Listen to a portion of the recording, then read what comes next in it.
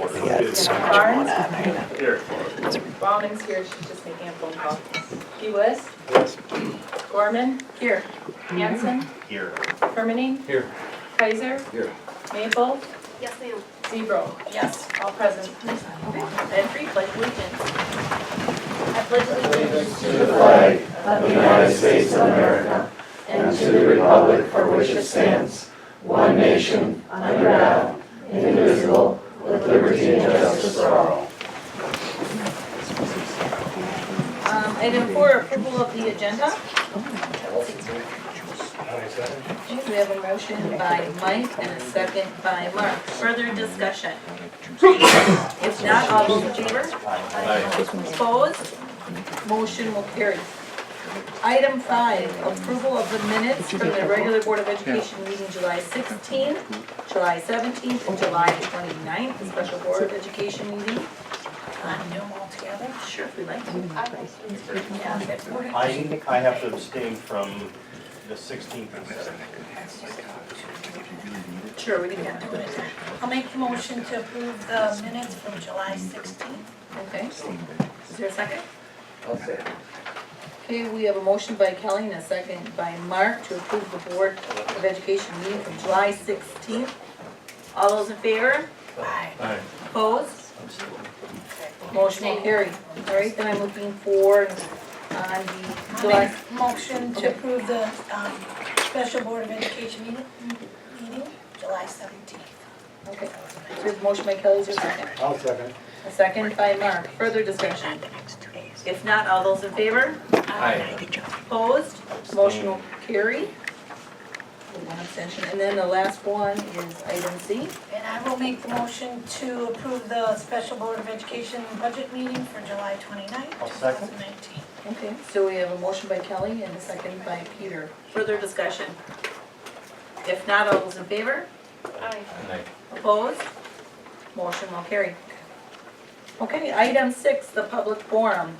The public forum provides the public with the opportunity to ask questions about or address issues included on the school board meeting agenda. General operating rules of the public forum will be determined by the board president once the number of people wishing to speak is identified on the night of the meeting. Prior to addressing the board, please clearly state your name and address and share with the board what agenda item you are speaking to the board on.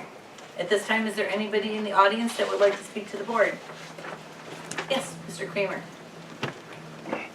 My name is Bernie Kramer, 2150 East Highway 153, Pepin, Wisconsin. I'd just like to congratulate all the school board members on your fine efforts you've made the past years here in a lot of different ways. The things to me, anyhow, maybe I don't know a lot, but I'm pretty satisfied the way things have shaped up and in a lot of different ways. And the thing that caught my eye on the paper was this here FFA support. Now, I don't know what's going on, but that's beside the point. I really like this agriculture. I've been involved with agriculture all my life. I was born and raised on a farm, and I try to keep in touch with it to this day. I live out in Peplin. And I think that you can't overlook the fact how the importance of agriculture. First of all, we all have to eat, and our demographics is made up of rural demographics here. When you take the whole through central Wisconsin, we are not an urban area, we're a rural suburban area here, and the people that live here kind of depict that. And I think we need support. And another thing, I like our greenhouse. I mean, when that thing is in full bloom, I think nobody knows it's there, of course, but I mean, it's important. And the fair. I go to the fair every year for only one reason, to see the FFA and the 4-H exhibits. I mean, without that there, you may as well just have the midway, and that'd be the end of the fair. But I mean, that's the reason why it was put there 100 and some years ago. But I don't know what you did with the manning up, but I think it provides good leadership at FA, and they have their national convention each year out of Indianapolis, and I think each year we send 7 or 8 people out there, and I think it's good training, and agriculture constantly needs good quality trained people. They aren't just driving horses or classic tractors anymore. I mean, they got all the computer screens, out there, and the training that they need now. I mean, you know, if you want to get there, you can get your PhD, and you can make some pretty good mechanics and everything that goes along with it. And then I'll finish off. 80% of the food that we produce in this country is used right in the United States. We only export 20%. They make a big deal of it. We got to export everything, but 80%. Look how self-sufficient we are, and I think our effort should be. You know, I just throw that out there as my thoughts. Thank you. Okay, thank you. Is there anybody else? Okay, we will move on. Item 7, consent agendas. So this is something different this month. So we're gonna go through each one. We'll take our time. If you guys get questions on anything, we'll stop at that point. So we're gonna go on to item A, which is the building committee consent agenda. All right, and we met tonight at 5:30, and we're going over the minutes were approved, and also we went on to new business on the agenda, and I give that to Steve. Yeah, so basically on our agenda tonight, basically updates for all the facilities, because we have a lot of construction that's going on through the buildings, of course, inside and out. And if you went through the board packet, you can see different descriptions of what's happened. A lot of demolition to make things fit, and re-demolition to put things back in. So, but I can tell you right now that the biggest concern was our elementary school, because I had the biggest section of work. But actually by Friday, we had the air handlers working, the chillers were on.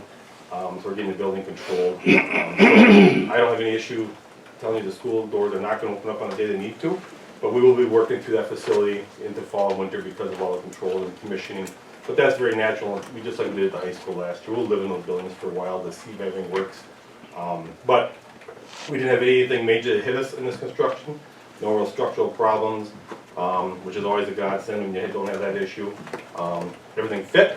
So I guess I'm very happy and pleased with that. Good contractors, good local contractors. They treat us like gold here. They really did. So I guess I feel really blessed that we had that opportunity to work with those folks. And they're finishing up, and like I said, we're open for business. So that's where we sit in a nutshell. Thank you. Item, you had nothing else? Okay. 7B, personnel committee. Okay, the Personnel Committee met tonight. Myself and Ms. Ballman were present at 5:34, and we approved the agenda. In terms of the approval of the minutes, only Ms. Ballman could approve those, as I was not here last month, and Mr. Hermerding was not present at the time. With item 5A, we discussed the current job vacancies in the district. And item 5B, discussion of possible recommendation. The Personnel Committee approved the additional counselor social worker position for the mental health grant. It's basically a wash.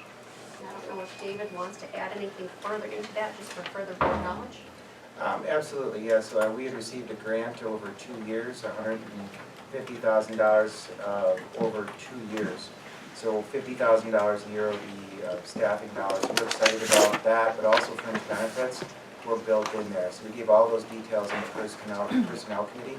There's also dollars built in to make sure that we're supporting materials related to school mental health. And actually, ironically, I'll be doing a presentation about school mental health at 6 a.m. tomorrow morning and at 6:30 a.m. tomorrow morning with Mosinee the dog and some news reporters. So there might be something on the news about that. I just heard about that today, so that's new news. But we're excited about it. It is nearly a wash. We're excited about the position and being able to offer an increased level of service related to school-based mental health. So Channel 7, 6 o'clock. Yeah. Dave is going to be live. 6 a.m. Nice. It's like you're in a different time zone. So let's get going here. Just take the dog home with you. Do it on Skype. So item 5B, the Personnel Committee unanimously recommended to approve the additional counselor social worker position from the mental health grant. Item 5C, discussion of possible recommendation, approval of the full-time housekeeping positions.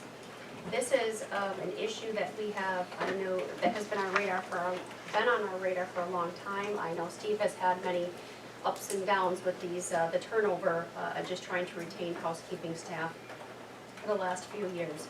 So we all felt that having a clean school was very important in terms of aesthetics.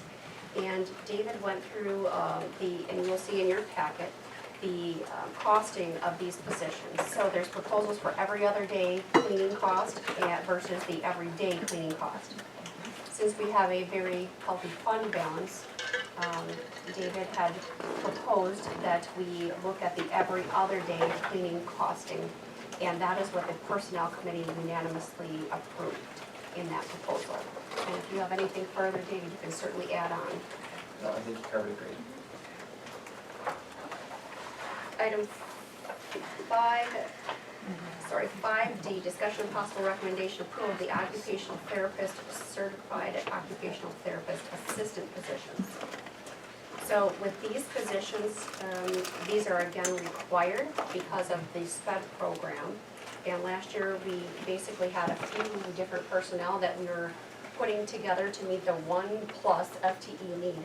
And because we have more SPED need, a greater SPED need, we went out and got these positions that are there for the students, but it's different from the regular occupational therapist. This is just more specific to the school occupational therapist. So we had one applicant for each. We solicited, and Mary was able to get those individuals to apply and are interested in the position. So with that, the Personnel Committee unanimously decided to hire those 2 positions. Anything further to add if I missed at all? No, that's good. Okay. 5E, discussion of possible recommendation acceptance of the literacy coordinator resignation. That would have been the position held by Dr. Garvey. Her letter is also in your packet, and the Personnel Committee unanimously accepted that letter of resignation. And if I could just add on to that in a quick second here, so we have posted for that position and we'll be interviewing this week. And our intent is during the annual meeting, which we'll all be at next week, is to hopefully have a special brief meeting to approve a possible recommendation for a hire for that position. That is our intent at this time. Thank you. Item 5F, possible decision and recommendation approval of additional resignations, retirees, or hires. We had nothing further at this time. And in regards to item 5G, update on new extracurricular hires, we had 3 of those. Those are also in your board packets. Each position, one of which was for the middle school boys soccer coach, the high school varsity assistant football coach, high school varsity assistant football coach. We had 1 applicant for each position, and we unanimously decided to approve those positions, or no, I'm sorry, we did not approve those, that was just we had no future agenda items at this time, and the meeting adjourned, and that is all the Personnel Committee has. Okay, so then we need a motion to approve everything first? Well, we didn't do the add-on building, we didn't do them all together. Right. We didn't do the building one time. We did build it. We did do finance. There was nothing to make a decision on, so, but this one there were, so now we would do So fine, we can approve, yes. you can- everything that, on the personnel. Traditionally, when we post this the next time, we wanted to keep the voucher list and the treasurer's report outside of the consent agenda. I believe that at our board retreat, we decided to do that. So I think that in today's board meeting, we can just approve each of the consent agendas, go about approving each of the consent agendas, and then we can jump to the approval of the multi vouchers list. In the next board meeting, I'll make sure to keep them outside of the consent agenda. But or is it one motion and second and vote to approve all consent agenda items from all committees in one vote, or is it 3 votes? It's usually 1 vote. That's what Oh, I see, okay. that's what I was thinking, when I brought that up. Okay. It's usually 1 vote for all of the consent agendas. Okay, so then we can move on to the finance. This is. You need to add that approval for the drainage? That's That'd a be- separate. That's a separate. That's a separate, okay, I didn't see it listed anywhere. Yeah. Yeah, I missed it. 11A. So then we should go on to the finance There you for go. the one. Yep. Yep, okay. So tonight, the Finance Committee met, everyone was present for a raucous and good time. We approved our minutes from our previous finance meeting. We also unanimously approved the actuary report, which I encourage everyone to look at. It's great reading. And specifically, this is in regards, and I give everyone notice that we'll at least, I'll try and butcher a little explanation of a different fund at each meeting. This is Fund 73, which is often referred to as our OPEB account. It includes two different types of money. One for, these are future retirement obligations on the part of our district, medical insurance and retirement benefits from that standpoint. It has nothing to do with the Wisconsin retirement system. I know we've had some confusion about that previously. The good news is, based on this partial actuary report, this is an update. Next year we'll get a full analysis done. We're overfunded or we have a surplus of funds in excess of our anticipated liabilities of $161,399. And I bring that up because as we start to get strategic about what direction we want to give our business manager and how we want to allocate monies every year, it doesn't make a whole lot of sense to me to put additional monies that can't be used for anything else in this type of fund. As long as we're 100% funded and we can meet the liabilities. I think that puts us in a minority of school districts that are fully funded and aren't having problems meeting their obligations from this standpoint. But from a strategic standpoint, there's $161,000 sitting there that might be more beneficial to be used somewhere else in our district for the direct benefit of kids and their education or our facilities. And I ask you to take a look at this, click on it, and read through it just so you get enough information like I feel like I have to be dangerous, not necessarily that I totally understand it, but it's really food for thought as we start to think strategically about our board and what direction we want to take. Can that 161,000 be lost based on a market correction? No? Okay. That's... I would just say, when I read the details of when somebody's eligible, age 55, if they have 13 years in the district, until Medicare eligible, from a U.S. government legislative perspective, at some point in the future, it may be when all of us are off the board, but I think it's important, just from an institutional consideration, that if they were to push that out to age 67 rather than 65, we might, as a district, want to think about pushing that from 55 to 57. Just from a costing and Would change our liability that the actuary's looking at? Well, not really, because it's the 47,000 is a flat number, but it would certainly change the impact for the recipients of from the amount that they would receive on a monthly basis. And it may not be as beneficial as some retirees might otherwise think.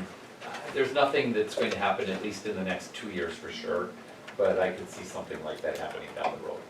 So it was excellent preliminary conversation about a fund that I really hadn't looked at in any detail prior to that. So great reading, it's a lot of fun. The second issue that we brought up was listed on your agenda as coffee cart purchase. So this is like going to be Mosinee Starbucks, although I'm sure you can't call it that. With some of our special needs students receiving life skills and employment skills while in the school. I'm a little concerned about the caffeine high all our kids are going to be buzzing around the school in, but that's Nate's problem. Ultimately, this is an expense of $14,548 for an all-encompassing coffee cart, so that these students can run a coffee business in our school. To my surprise, this is not a unique idea. There's other schools in our area, including Medford is the one I remember that also has this. They're having success with it. And the funds for this would be carryover money from an 1819 flow-through grant. So we unanimously approved that. Do you want to do the consent agenda vote now? Because that's it for consent agenda. Yep. Okay. Okay, so I would need a motion to approve. I'll make a motion to approve all consent agenda items discussed. I'll second that. Okay. We have a motion by Nat and a second by Peter. Further discussion? If not, all those in favor? Aye. Opposed? Motion will carry. Now, the voucher list. We unanimously approved, in the finance committee, the monthly voucher list. It's for a total of $1,506,908.58. The big ticket items that we noticed in the voucher list included some of the big funding for some of the expenses that through Nexus that are currently going on. We had paid the bill for having the elementary school floor refinished in their gymnasium. That's an every couple of year expense for each of our floors. Nothing really stood dramatically out in this year's, or this month's voucher report. So with that, I would make a motion to approve the voucher report. I'll second. Okay, we have a motion by Andy, second by Mike. That'll be a roll call. Barnes, Yes. Bauman, yes. Lewis, Yes. Gorman, Yes. Hanson, Yes. Hermany, Yes. Kaiser, Yes. Maple, Yes. Zebro. Yes. All yes.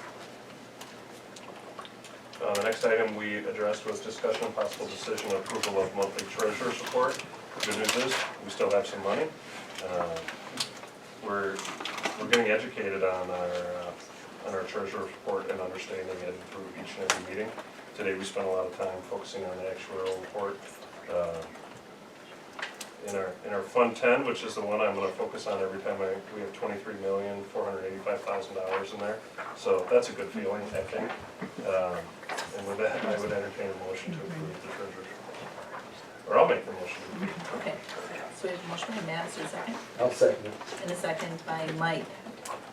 Roll call, please. Gorman, Yes. Hanson, Yes. Hermany, Yes. Kaiser, Yes. Maple, Yes. Zebro, Yes. Barnes, Yes. Bauman, Lewis. Yes. All yes. Just take a minute. I haven't read through this yet. We didn't get to it in the finance committee meeting before we ran out of time, but I think everybody has this, right? Yep, I So- made sure every board member had. So there's a packet that, I think this is produced by Baird, right? This way, regarding defeasance, we were talking about defeasance in our last meeting. I don't know what it says in it, if you Well, want. yeah, just, we'll get to this, and one of the reasons that I made sure that was out there, we get the old business, Can B, energy exemption surplus funds. I wanted to make sure that the board had as much information as possible based on previous discussions. So there's no decision, obviously, for the energy exemption surplus funds, but a lot of discussion has been about, do we give back certain money and what would that look like? This top page actually explains, the top page with an email from the Baird representative explains exactly what that would mean financially. What it would cost the district is listed there, and exactly how that process would work, when the bonds would be called, which is 2026. The further pages immediately behind there jump into the process of a scenario, not real, but I had him cost out a scenario at $500,000. I just picked that number out of the air. It wasn't based on anything. He needed a number to work with, so I used $500,000.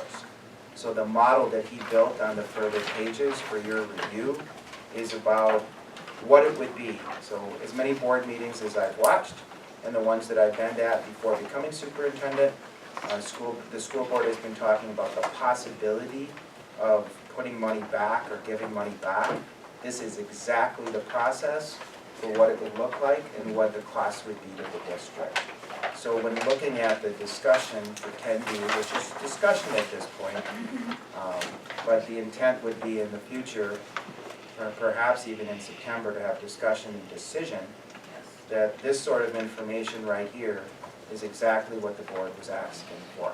Now, I just received it today, ultimately, this morning, so that's why it wasn't in your official packet, but I wanted to make sure that you all had the information before the discussion. Before the decision, because this decision, I believe we're gonna bring to the September board meeting. Right, So we have this, read it, so when you come, we're prepared and ready to vote. absolutely.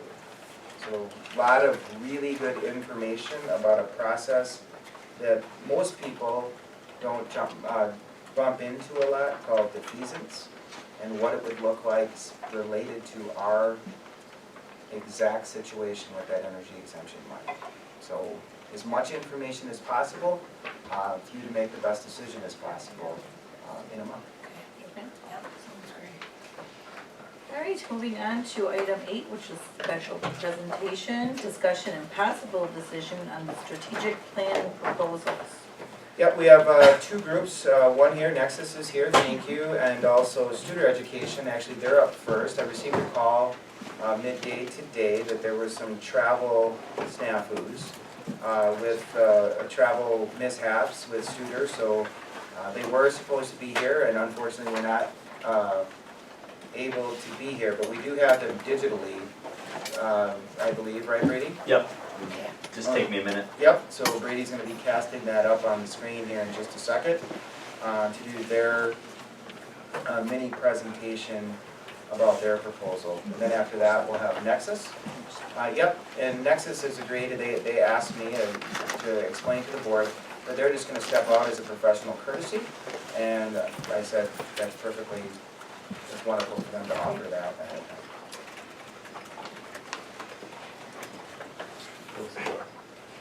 We have to leave it open. Yeah, I got it. Okay. Steve, wait. I just to make sure you. Oh, yeah, thank you.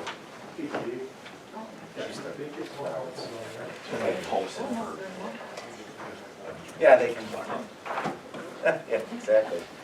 Well, but that's too late for their presentation. Gail, can you hear me? I can.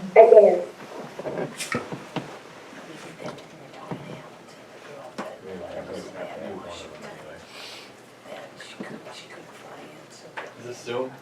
This It is is Zoom. Zoom. I'm gonna mute one right now.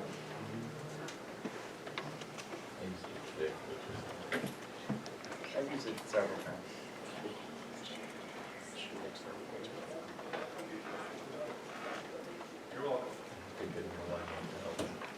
I don't know if I qualify for that. It's so old. All right, Gail, can you hear me again?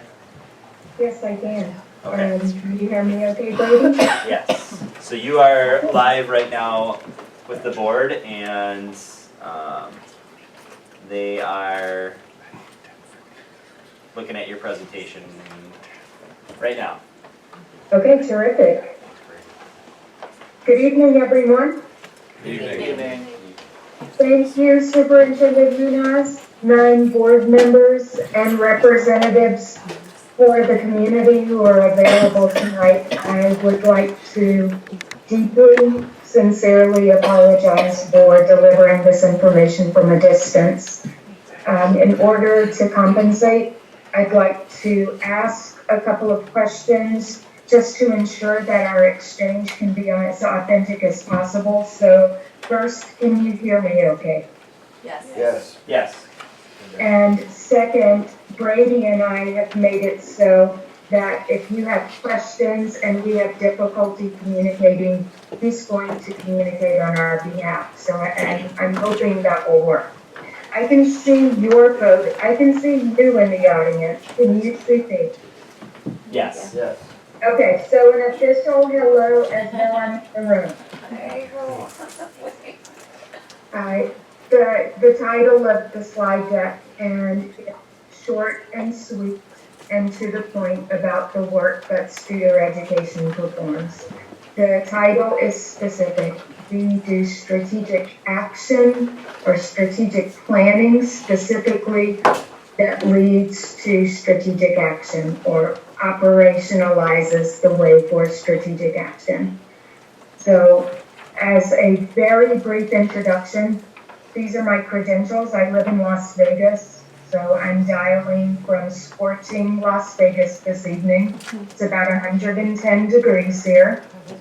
And specific to the alignment and my enthusiasm for your work, I most recently was Assistant Vice Provost at UNLV. And at that juncture of my career, I was responsible for the graduation numbers of the university. I led 14 units, one of which being the Medical School Advising Center, another being Veteran Services, another being Nellis Air Force Base academic support. So I say that in order to convey to you that I have experience in strategic planning that's inclusive of organizational information and needs, of facilities, of distance, of units that are separated by space, and of governance and of state and of federal requirements in order to create a strategic plan. So that's what I bring to the table in terms of experience in strategic planning.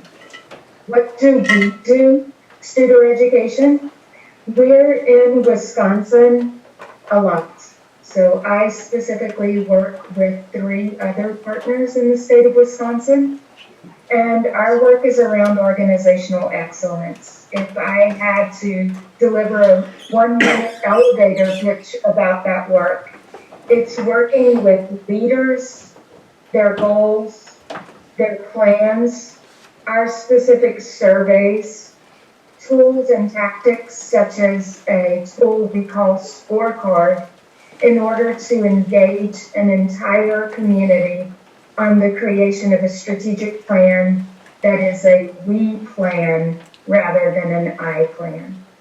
So in moving from refinement to a new version that includes those things that are important to you now, with a leader coach myself who stays in touch throughout those cycles, that is what we do. So in the name of organizational excellence, a foundation element of our work is creating a strategic plan. As far as our coaches, you'll see the 3rd bullet. We're predominantly from the educational arenas. However, as I hope I conveyed to you, we have experience broadly in terms of strategic planning. And we are a subsidiary of Huron Consulting. Huron is our parent company. I have 2 slides that are theoretical, so bear with me before I get to the why and the how.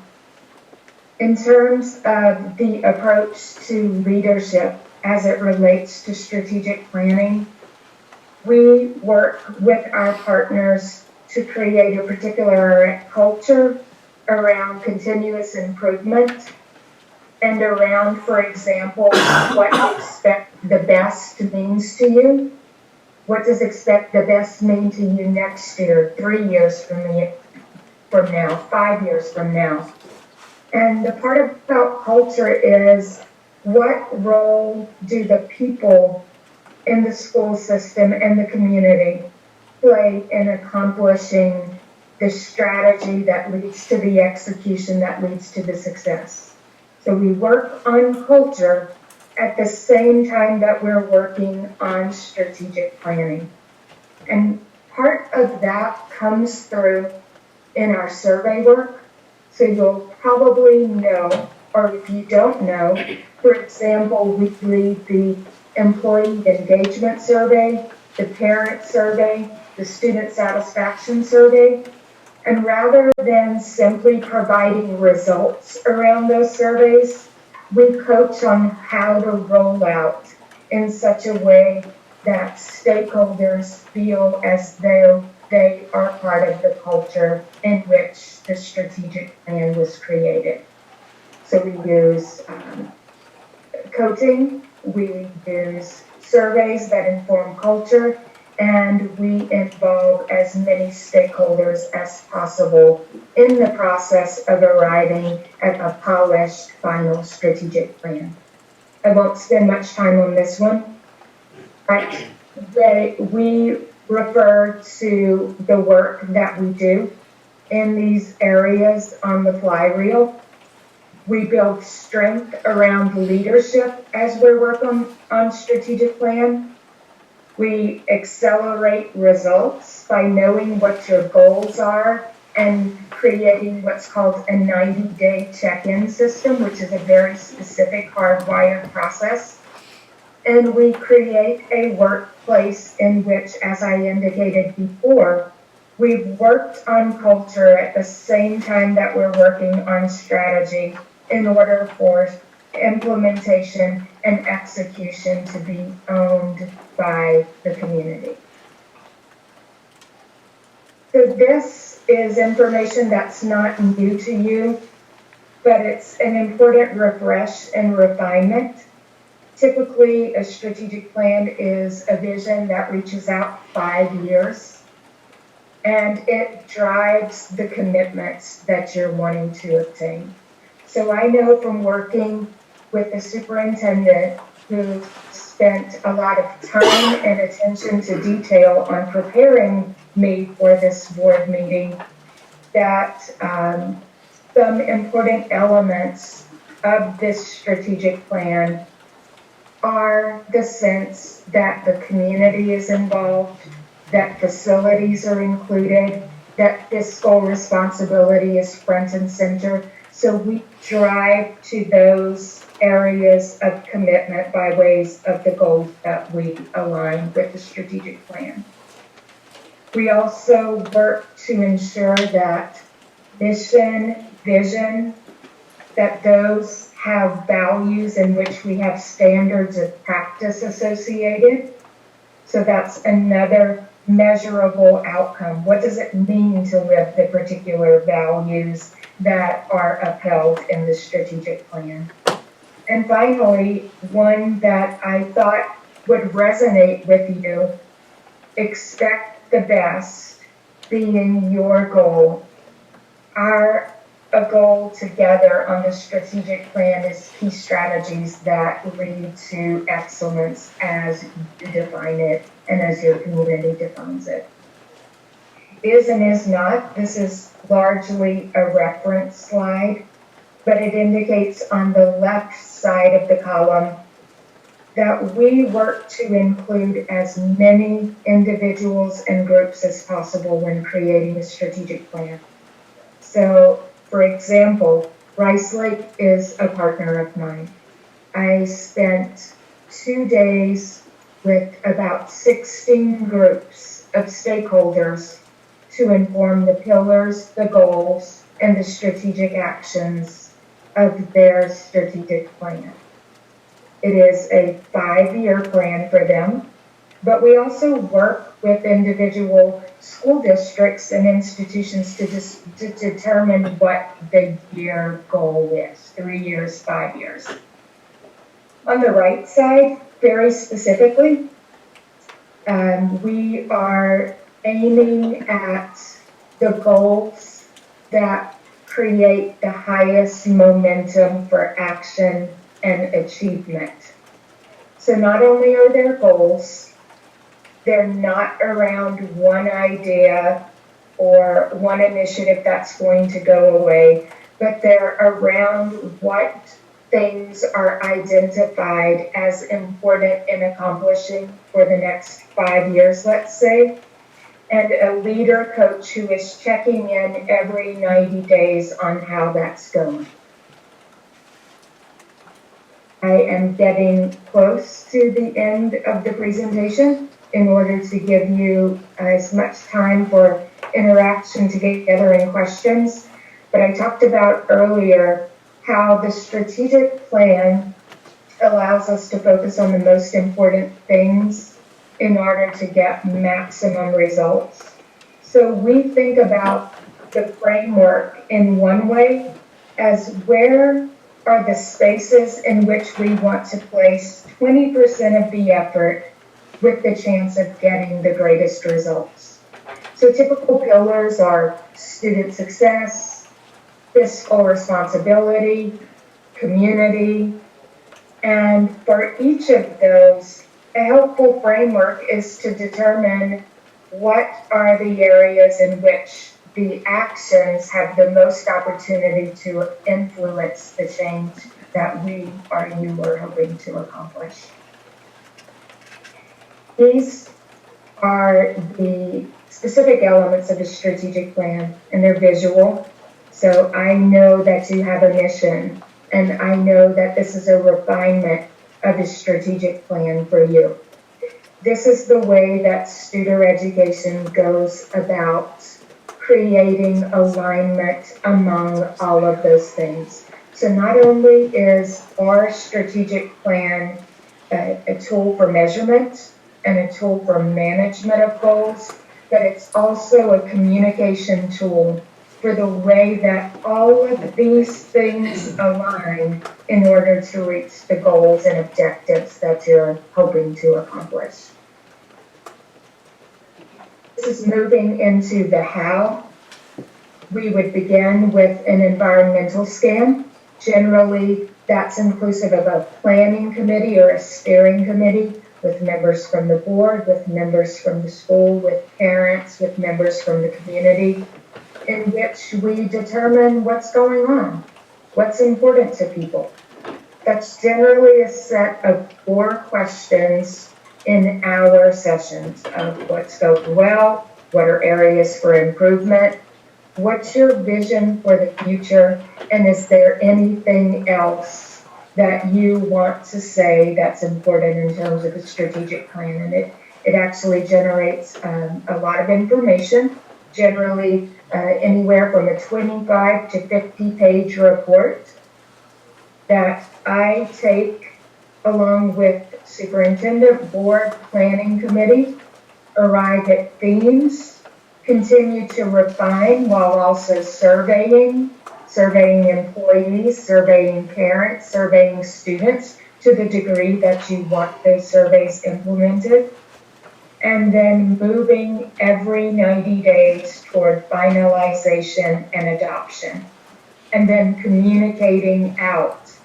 those goals, the timeline for accomplishing those goals, and the way that action plans will us with the foot on the gas pedal for not permitting this document to become a document that lives on the shelf, is not alive, does not truly guide our work. This is the proposed planning process. It's in alignment with the slide that I presented last. And what I would like to reaffirm here is that you have established a September through April goal of getting the strategic plan in place, having it look nice, having it represent the measures, the strategic actions, and the progress monitoring that you want it to, as well as the communication across stakeholders about that process and the finalization of that process. How do we coach? Monthly calls. Those can be, those are specifically calls with the superintendent. They can be a second call a month with a planning team. And there can be calls along the way about particular needs or projects. We come and visit on site. And during those on-site visits, we certainly work on the strategic plan as the largest objective, but we also work on the culture/leadership development that is critical to successful implementation and execution of the strategic plan. We invite you to events, and I've already talked about the survey tools that are available to you, in which we not only share results, but we coach on how to roll out those results in which there are actionables on the other side of the results. So with that being the case, if I was in person, the question of the 2 to 3 things that you hope to accomplish most during your school board tenure, we could look each other in the eye and have that discussion. Rather than moving directly to that one, I would like to ask for you to ask all the questions in the world that you want to about strategic planning with Studer Ed. Questions for Studer? Any? I have a question, a couple actually. When you referred to the steering committee, was that the same as what is in one of your documents referenced as the, I think it's the Strategic Advisory Council or something like that? Yes. In some places, that group is referred to as a steering committee. In some places, an executive council. In some places, a strategic planning committee. So we work with you to use language that makes sense for your community and doesn't come across as jargon, so that it's a work group, that it feels real, and that it's participated in by those who want to lead the cultural and strategic change. So the Strategic Advisory Committee prospectively might have how many members?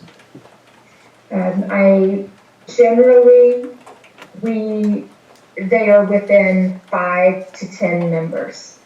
And as indicated in the presentation, but as a refresh, it works very effectively when that group can be members of the board, members from the schools, members from the community, not students in terms of that group, but we do definitely lead focus groups with students to the degree that we determine it to be appropriate in your policy guidelines.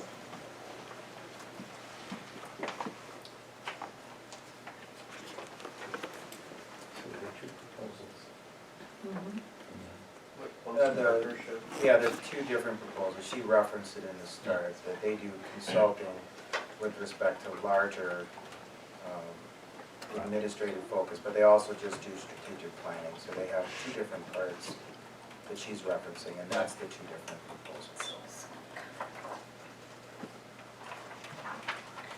Any other questions? Gail, on this list that you provided, are any of them, are they all just current right now, or ones you've worked with previously that are already in their strategic plan, and maybe somebody that's already kind of in their middle of the plan?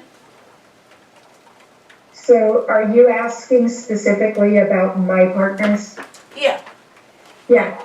I am the lead coach for Rice Lake, and in July, I presented to the board along with Superintendent Drost. It is at the point of finalization. I am the lead coach with Dipsey Community College, that's Bossier Parish Community College, and we are 1 year out from the completion of the strategic plan. So we are actually at the point of operationalism. I can't get that word right. So we're at the point of the scorecards with Bossier Parish, which is, the measures around the outcomes of the strategic plan, determining whether those things are happening. At Hudson, I am the lead at Hudson, and Hudson is in the same place that you are, in that they're refining and redefining, and we are at the very beginning of that process. And I work with the Tri-State Collaborative in Wisconsin, and we are at the very beginning of that process as well. Thank you. Anybody else have further questions? Have we reached out to Rice Lake to sense of their satisfaction of the process? We haven't done reference. No. I can do that. I know Rice Lake, the people there very well. I have some very good friends in that district. Okay. Any other questions? Well, thank you very much, Gail. Yes. I definitely appreciate the time, the attention. Thank you again, Superintendent. And I know it's not your preference to have met this way, but I hope you hear through everything that I've said that we engage the community at length, and we stay with you along the way to ensure that goals become actionable and even outcomes. Thank you. Thank you. Thank you, Brady. Yep, absolutely. Yes, thank you very much. Peace. Good job. Mr. Kaiser, I was wondering if you could grab the Nexus.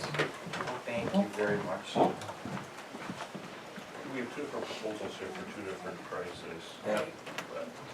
The recommendation, my I'm a little recommendation, confused as to which one we're looking at. well, the We could do lower, either, but- the lower proposal, Not the I consulting. reached out to each of these organizations about strategic planning. Right. So Studer referenced all that they do.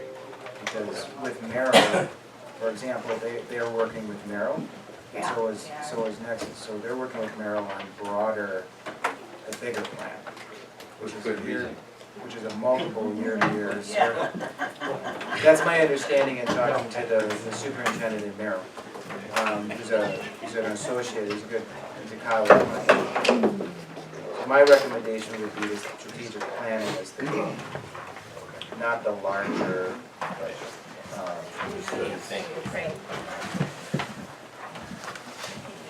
Hello. Good evening. All right, thank you very much for your patience. Hello, everyone. Some of you are familiar. Last time I was here, about 2.5 years ago, maybe 2 years ago, was when we were getting ready to. Yeah, sorry. Oh, you have one? Okay. That's how it is.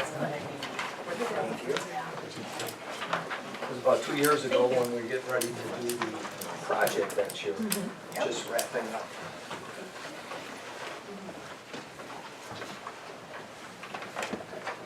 Well, do you mind if I stand? Oh, you go right ahead. Okay, great. Okay, my name is Steve Schoner. I'm the account executive with Nexus that has been involved with the district, like I said, well, I started in about March with the engagement of 2017 with the project, the revenue limit exemption and energy efficiency project. Just wanted to go through real quickly, and I'm joined here by Claire, and I'll get Claire Martin, Dr. Martin, and she's going to do the majority of the presentation. But I just want to give you a little bit of background on Nexus, how we got to where we're at. Nexus was founded by a group of 3 individuals that worked for 25 years for a couple of the major companies in the building infrastructure. And we saw some flaws in the market and how they go to market. We want to make it client-centered and focused by competitive bidding the majority of, or almost everything, because we don't self-perform hardly any of the work. Our focus is 100% on the K-12 market. We don't dabble into healthcare, we don't dabble into local government. It's strictly K-12, and we have experts in all facets of the K-12 industry. Dr. Martin here joined us, and Nexus got its start really on facility planning and infrastructure master planning. And the majority of our work, or I should say about 50% of our work, is secondary and third phases from initial work that we do. We had clients coming to us saying, you understand the market. There's typically a thread between the strategic plan on the facility side to be able to deliver education the way it needs to be delivered, and those facilities help deliver that model. So they came to us and said, hey, can you help us with strategic planning? I said, that's a no-brainer for us, we can do that. So we went out and we hired, Dr. Claire Martin, who's with me today. She is going to be leading the exercise. I'm just to be able to provide her the support, get her the resources she needs. But it'll be led by Dr. Martin and Dr. Dave Thompson. Dave is based out of our Minneapolis office. He couldn't be here tonight. He had major knee surgery, and he is hobbling and couldn't be here, otherwise he would have. Claire has been in the business for 35 years, taught 6 different classes, was a middle school principal, was a director of curriculum before being a superintendent at Chilton for 9 years. She has worked with numerous different strategic plans, putting them together, very familiar. In addition, she also teaches a doctoral level class at UW Oshkosh for superintendency. So she knows her way around the classroom, she knows strategic plans. So she was one of the first people we hired with regards to strategic planning. Dr. Thompson has over 40 years in the business, multiple different, from teaching to counseling to athletic directing to 17 years as a principal or a superintendent in Minnesota. And again, those are the two people that will be leading, if we're selected, will be leading the charge. They're the same two people that just finished within the last 60 days a strategic plan up the road at Merrill. I'm not sure how you got our name, whether it was them or however, but we just finished the strategic plan at Merrill less than 60 days ago, and Claire was responsible, along with Dave, for putting that together. So without further ado, I'm going to turn it over to Claire to finish up, and I'll come back for one last slide at the end. Thank you. Hello, it is good to be with you. Thank you for inviting us in. Some of you may recognize me. This is my second time being in this chair. I'm very happy to see that you've gotten through your transitional year and have a fabulous new superintendent in place. So bravo and good work, Mosinee School Board. Strategic planning. You've made one of the most important decisions that I think you can possibly make as a board, and that is to invest in strategic planning and then to engage your community to help you bring that plan together. As we get started in this process, what we try to tell clients is our role here is to facilitate a process that will help deliver for you your needs in terms of a strategic plan. What is going to work for your school district? So we are here to facilitate that process, kind of take that onus, if you will, off of your superintendent and your other administrators, so that when we bring your community together, they're part of that group, as well as school board members, so that all those voices are heard, and superintendent administration don't need to be boggled, if you will, with running the process, or in fact, in some cases, being held responsible for, well, you know, that's what he wanted or she wanted all along. So having a group come in and help facilitate that, I think, will help you come up with a more objective plan. Before we begin the planning process, these three pieces are really important. We will sit down with your with board members, with your superintendent, with administration, and we conduct what we call a discovery meeting. We want to sit down and ask you, what are you looking for in this process? What will success look like for you when we are through? What do you want this plan to look like? Is this going to be a 3-year plan, a 5-year plan, a 7-year plan? Do you already have pieces of a plan? You don't always need to start from ground zero and from scratch. Do you have parts of a plan that you're happy with, that you haven't completed, that you want to include in a plan going forward? Do you have a mission, a vision? Do you have core value statements? All of those things are the foundational pieces from which the strategic plan is then built. So we're going to have that discovery meeting and have that really intense dialogue to find out where are you at and where are we going from here. If at any time you have questions, please stop, okay? We'll make this very interactive. Then we're going to ask that you identify an executive action committee. The executive action committee is typically the superintendent and administrative team members. It can include board members, it can include staff members, but it is generally people from within the district that understand the workings of the Mosinee School District, that know what kinds of measures you're using to check the achievement of your students. What are the projects you currently have going on? What are you using in your curriculum, etc. Those are the people inside that know the Mosinee schools. Then we'll ask you to designate a community task force. And this is an important piece as well. Which community members are you going to invite in that will represent a large cross-section of your community to be a part of this very interactive process? There's no numbers that we put on either one of these committees that this can be 5 and this needs to stay at 20. It is entirely up to you how you want to form those 2 committees, but they will be very important as we move through the process. Our approach then is really a 4-step approach. Listen, define, clarify, and implement. So after we've gone through those 3 prerequisites, we begin our work with the Executive Action Committee. This is a very back and forth process. We meet with the Executive Action Committee. We begin discussing that first task force meeting with the Executive Action Committee. What is it you want to accomplish? What is it that you want to address with your community group? So we plan with the Executive Action team before we go to the task force group, to the larger community-based group. So in the listen section, we're going to have those listening sessions with the Executive Action team. Then we get to the strategic planning task force meeting. And for example, on our first night with them, superintendent gets up, talks about kind of the status of the district and why strategic planning. Why are we at this point? Why are we doing this tonight? Why are we beginning this process? Gives people that kind of grounding that they need in order to start leaping off from there and moving forward. And then we try to keep it pretty light and very interactive.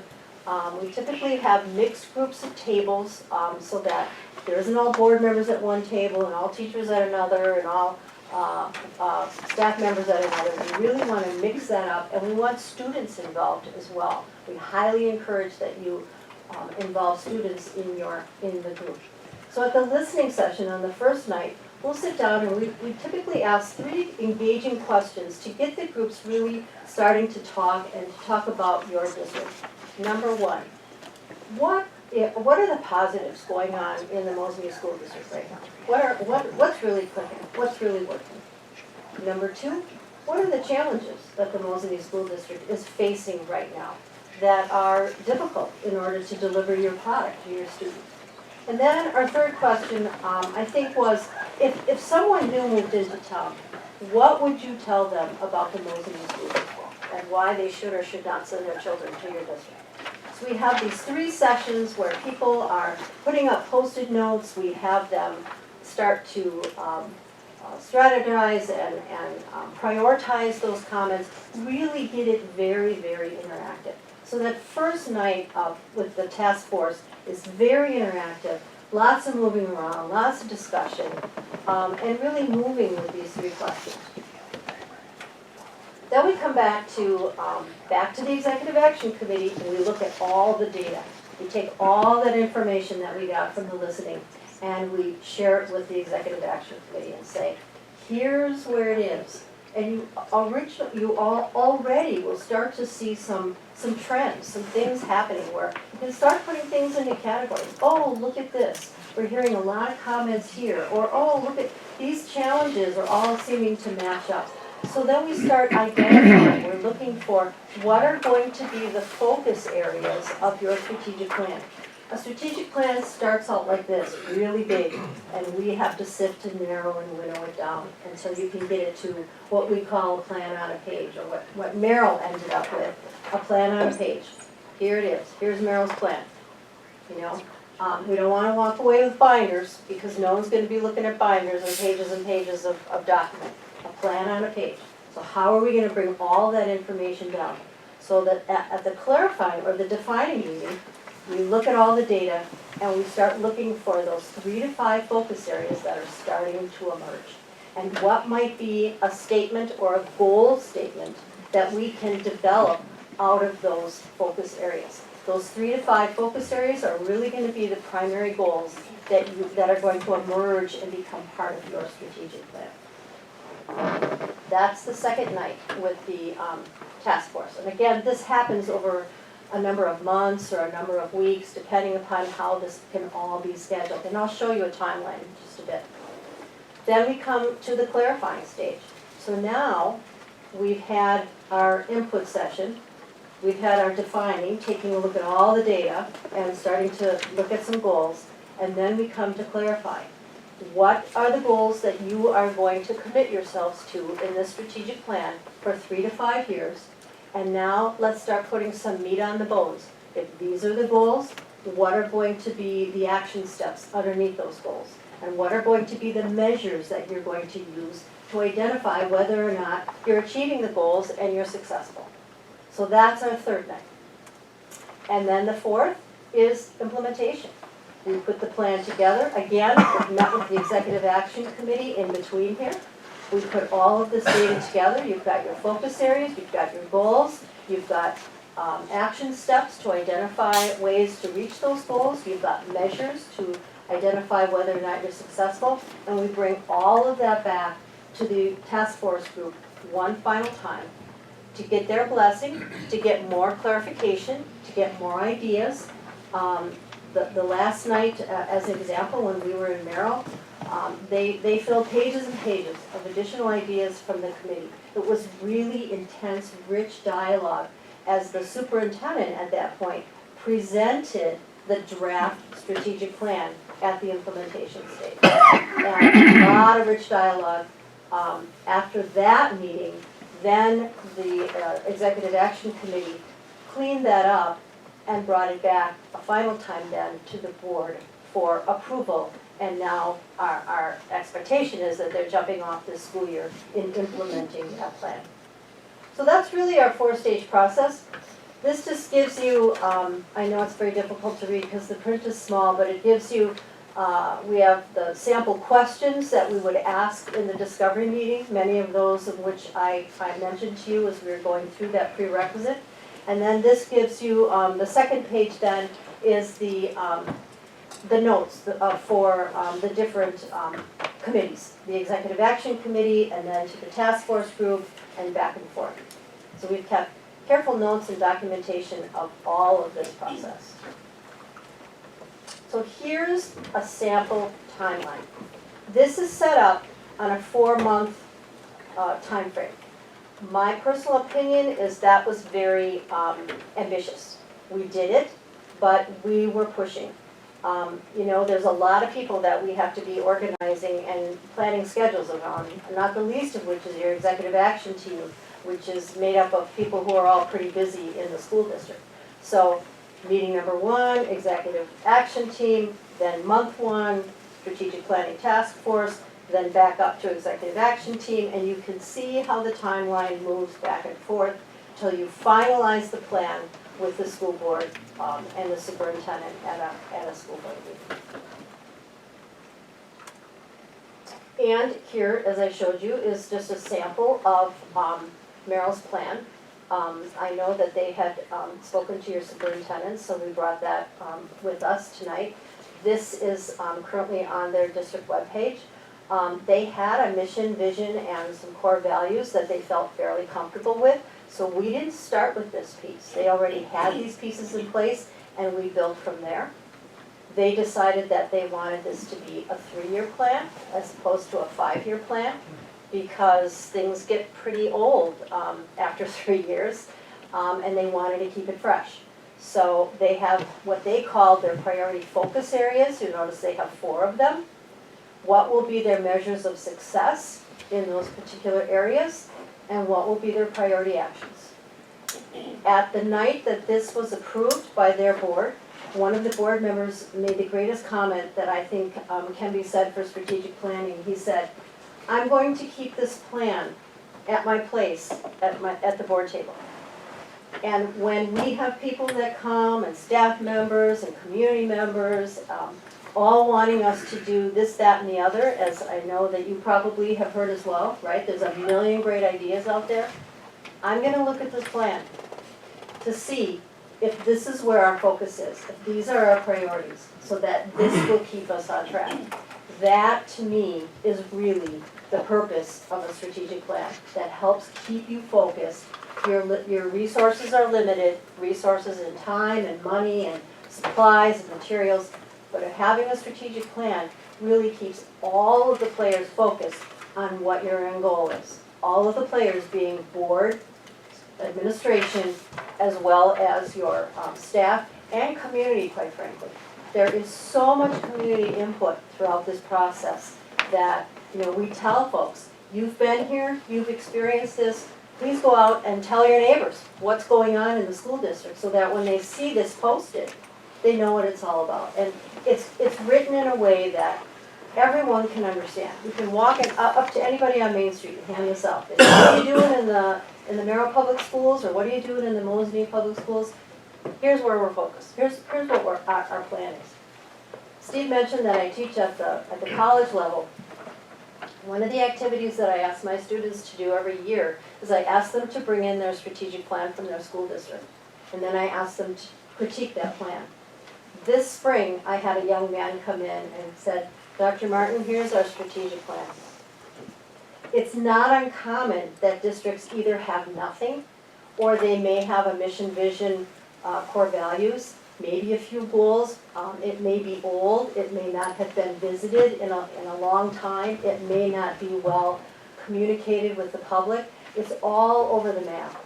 And I tell students, it's okay to be where you are, it's just not okay to stay there. So what are we gonna do? How are we gonna take this information and move it forward for your district, now the Mosinee School District? I suspect you have some pieces and parts of strategic planning that probably those threads can be picked back up again. But all of that can be woven back into a more current plan that your community has had a stake in. Steve? Sure. Any questions before we move on? Yes. Go ahead. So, we mentioned community a little bit there at the end, and talk to your neighbors kind of thing, but I think community input and involvement in this process is really important, at least it is to me, I think it is to the board. So can you, I didn't pick up in your presentation, like, in what ways is the community involved, and whose role is it to reach out to the community and get them involved? And in what ways are they present and sharing their thoughts and information? Sure. We go back, if I went back to the slide on the prerequisites, we ask the administration to help identify who will be on the designated community task force. So after we hold the discovery meeting, we then begin discussion with your administration. Who do you want on your executive action committee? Do you want all of your administrative team or not? And who do you want on your community task force? And then the district invites the community members. To the task force? Yes, to So the tell task me, force. I'm trying to visualize what that looks like. Is this an open house where we get a great room and we're inviting the entire community to come participate in the task force, or is this a hand-picked group of community members that we ask to represent the community? I think it can be a bit of both. You can make invitation so that you make sure that you have a good cross-section of your community rather than just opening up the doors and let's see who appears. You can put a letter together explaining what this is all going to entail and send it out by invitation. But you can also then put something in your local paper, on your website saying, we're about to engage in this process. If you are interested, please contact our superintendent and step forward. We'd love to have you on board. That may get you some folks. My experience has been probably not many, but it's still worth the invitation to a broader group. I think doing a personal invitation let's make sure that you have a broad cross-section of your community and not just, everyone from this neighborhood or that neighborhood, or just the business people and not the farming community, etc., if you know what I'm talking about. So then the community task force is then made up of some of your staff, your community members that have stepped forward, students, and they are that large group that we meet with after we meet with the Executive Action Committee. Does that make sense? I think so, thank you. My question is, you said like it took 4 months. and that This was really plan did, pushing yes. it. What would your ideal goal for would be, 6 months, a year? 6 to 8. I think a year starts getting kind of old. Yes. Okay. 4 was really pushing it. Because, even with the best laid plans, things come up. And people they can't come, or, stuff comes up in the course of a school year. So I give ourselves a little more time in that planning process. Any other question? I do have a question. My question for you is what do you typically see? You mentioned there's sometimes 3-year, 5-year, 7-year plans. Historically, in regards to the educational strategic planning process, what do you typically see? I'm seeing more now, 3. Used to be 5, but I'm seeing more now based on a 3-year cycle. Because everything becomes outdated so quickly, and things are moving, and board members change, and, programs change, and so in order to keep it fresh and to revisit it, I'm seeing people use a 3-year plan. That makes sense, but also keeping in mind, I guess, continuous process improvement, what you should be doing when you have a strategic plan in place, then that, to me, 5 years would be acceptable. But I was just curious. But if you have people always keeping that in mind and wanting to revisit that every year and modify that. Correct. Well, once the plan is approved, really then the work begins, right? I mean, implementing this and putting this in place, it isn't something that you just revisit, it's something that, it's your homework, it's sitting out in front of you, and this is where your focus lies. So you're always coming back to the plan, right? And as you look at, when you get to your end of your 3-year cycle, there's likely going to be things that you never accomplished or have accomplished. You roll those back into another plan. So it truly is up to the district, but 3 to 5, I'm seeing lean more towards 3. Thank The, the DPI and the legislature, of course, put out the curriculum cycle. I think we talked about it's like 5 to 7 years on some of those areas, right? Okay, so you've got those layering on top of the potential strategic plan, which would be 3 to 5 years. And then school board members have 3-year terms, and you've got this weaving together of the responsibilities, and really from an administrator's and a teacher's standpoint, then they have their daily slog, right? Okay. Dealing with the kids, dealing with our requests, dealing with the community and their needs. I can see a 3-year, but I think I'm more inclined to idealize it lengthier. I guess from my perspective, when you had the Merrill one up there, you've got the vision statement. I think I made a note here. You've got vision, and you've got goals and strategies, and you have mission and core values and all of that. And we have a mission statement. I'm not sure when the last time that was updated, and I'm not sure, do we also have vision? Do we have core values? Or do we just have the mission statement that is on the website? Does anybody know? The strategic planning document that I have linked in later in the presentation Thank you. is the extent of what we have. Okay. And one of the reasons I think that it's good that we've discussed it, that the board has discussed this as a definite need going forward, that I think the plan was well written. But as I've expressed with both, Nexus and with Studer, I think it would need to be a little bit more comprehensive with all of our different multiple communities that feed into the Mosinee school district. So could you go back one, I think it's back one slide. So you went into Merrill, they already had a mission, a vision, and core values all laid out. Correct. And so you had to layer on top of that, and it was still a push to get it done in 4 months. So, and I've been through this process on the board years and years ago, but, and several others have as well. You would assist the district with every element? Absolutely. Okay. Right. In my opinion, these pieces need to be in place and agreed upon by the board prior to moving forward, to the extent that that's possible. So you feel that, I'm not disagreeing, it's a question. You feel that these areas is for board governance?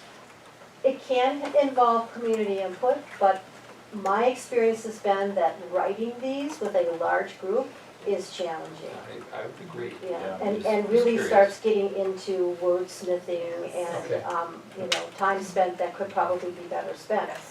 So my recommendation would be, and again, this would probably come up in the discovery meeting, let's take a look at what you have.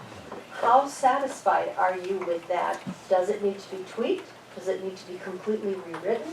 And then, because these, in my opinion, are the building blocks of then the strategic plan moving forward.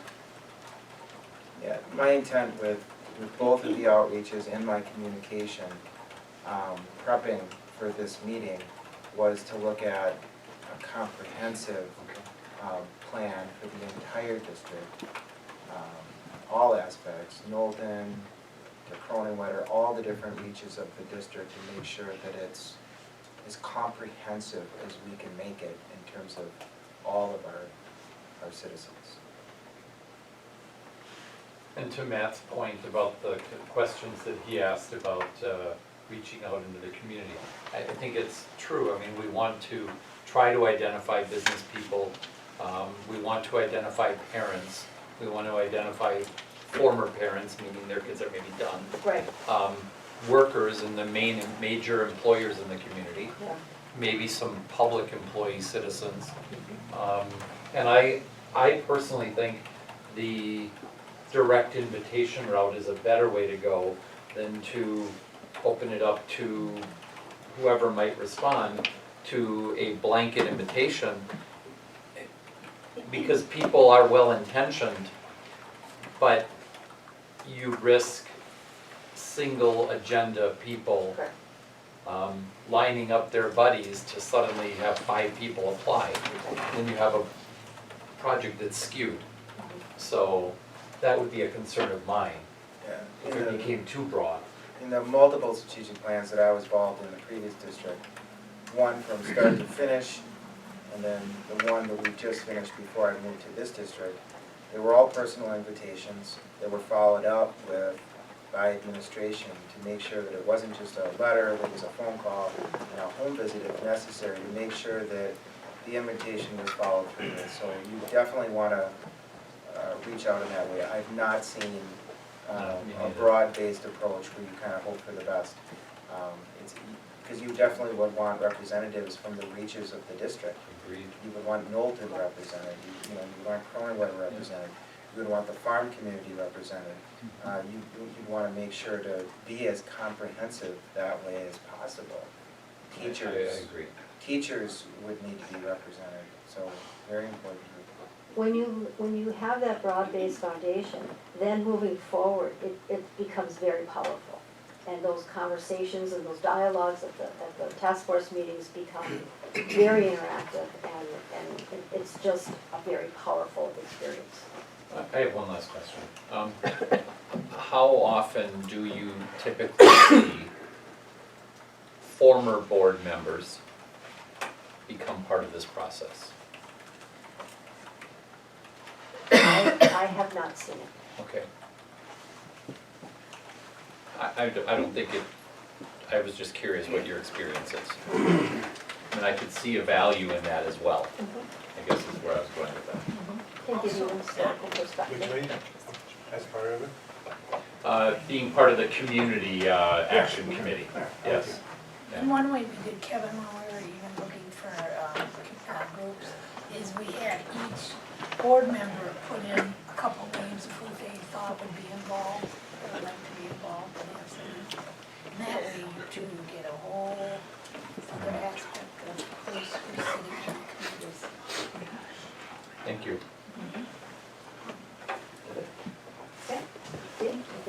One last slide is the financial considerations. David, you had asked originally what it would cost to put this together. We came up with 2 options.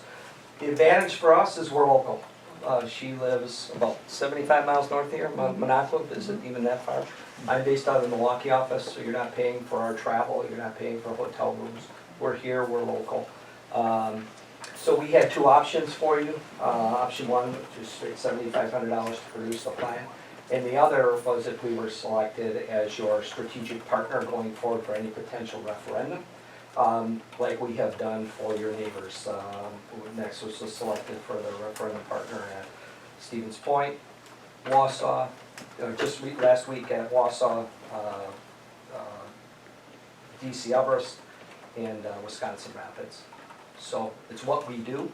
If you're going to move forward, in a potential referendum down the road, we would waive the fee, and that would, because that would meld into what we would be doing as part of the infrastructure master planning for a potential referendum.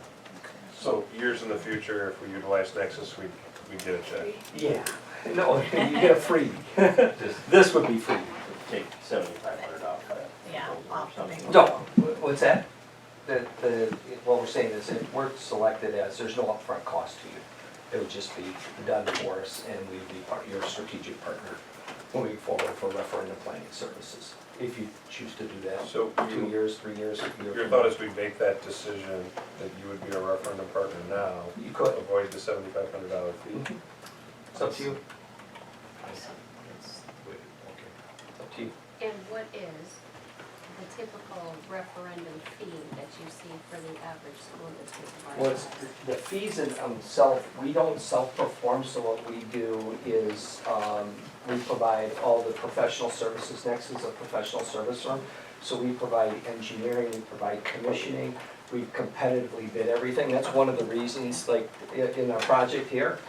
In a normal project where you would have hired an architect and an engineer, you never would have seen the $1 million surplus. That would have been into the pockets, because it would have been value engineered, and those prices would have been at what the budget was at. Because we competitively bid multiple vendors in each of the trades, it drives the total cost of the project down, which created about $1 million worth of additional monies that were under budget. So we're on time and under budget by probably a little bit over $1 million in the original project. So do I understand you've been doing those services for a long time, and you recently added strategic planning? Yes, strategic planning's come up probably in the last 2 years. 2 years, Yes. okay. That's very helpful for me. Yes. Thank you. And one of, like I said, if we would go to referendum, what is the time span you have to, if we did go for 5 years? Fine, you're a partner of ours now. We want to continue. I mentioned before that 50% of the work we do is second and third phases. We're on phase number 4 with Wausau. We don't get there because we're not delivering the product Right. that the board is looking for. So you're our partner already. We want to continue to be your partner into the future. Okay? Thank you. Thank you for your time. Thank you. Very much. Yes, good to know.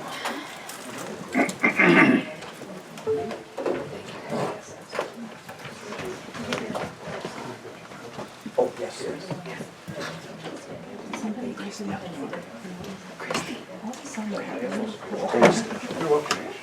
Like, really. Sorry, it's your way. Okay.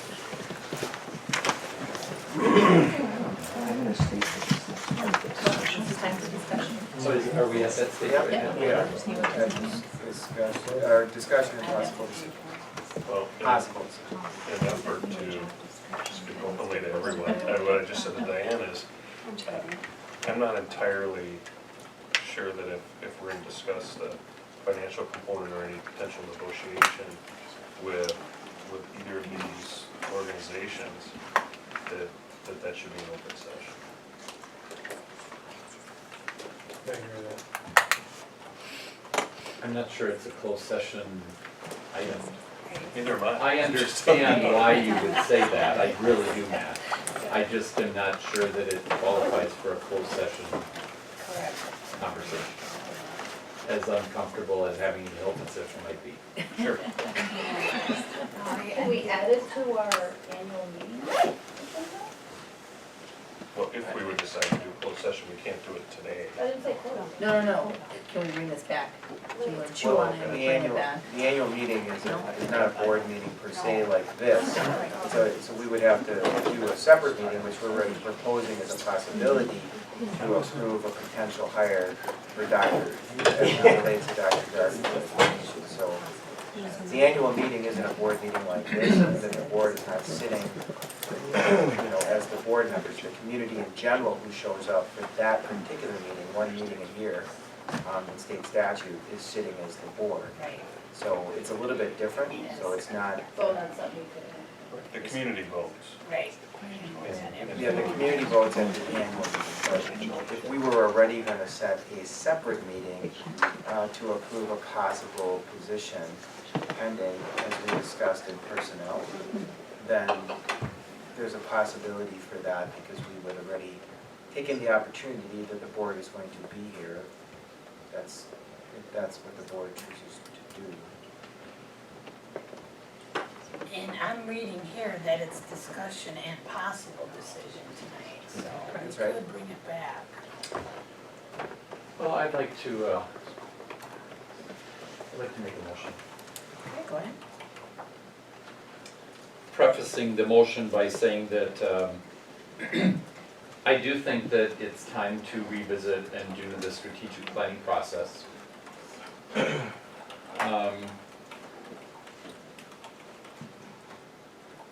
I generally think that in all things, you get what you pay for. But I also think that organizations and people can be so busy. I partner in my work with a number of other professionals in legal, in law firms and accountancy and other areas. And it is my experience that sometimes people and organizations can be so busy and good at what they do that the costs are commensurate with their busyness. And it doesn't mean that you get a better product all the time by paying more.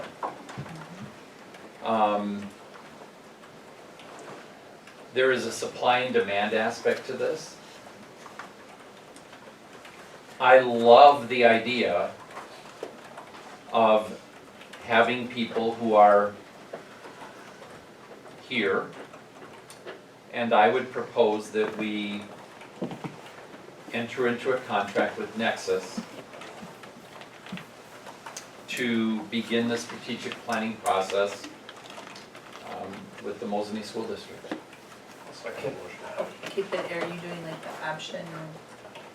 I thought that we can get to that probably in the discussion. You're talking about, am I extending the motion to include the, any future prospective referendum? Right. I wasn't really Okay. at that stage yet, but I think this is part of, that would be part of a discussion. And I would be willing to amend it, but,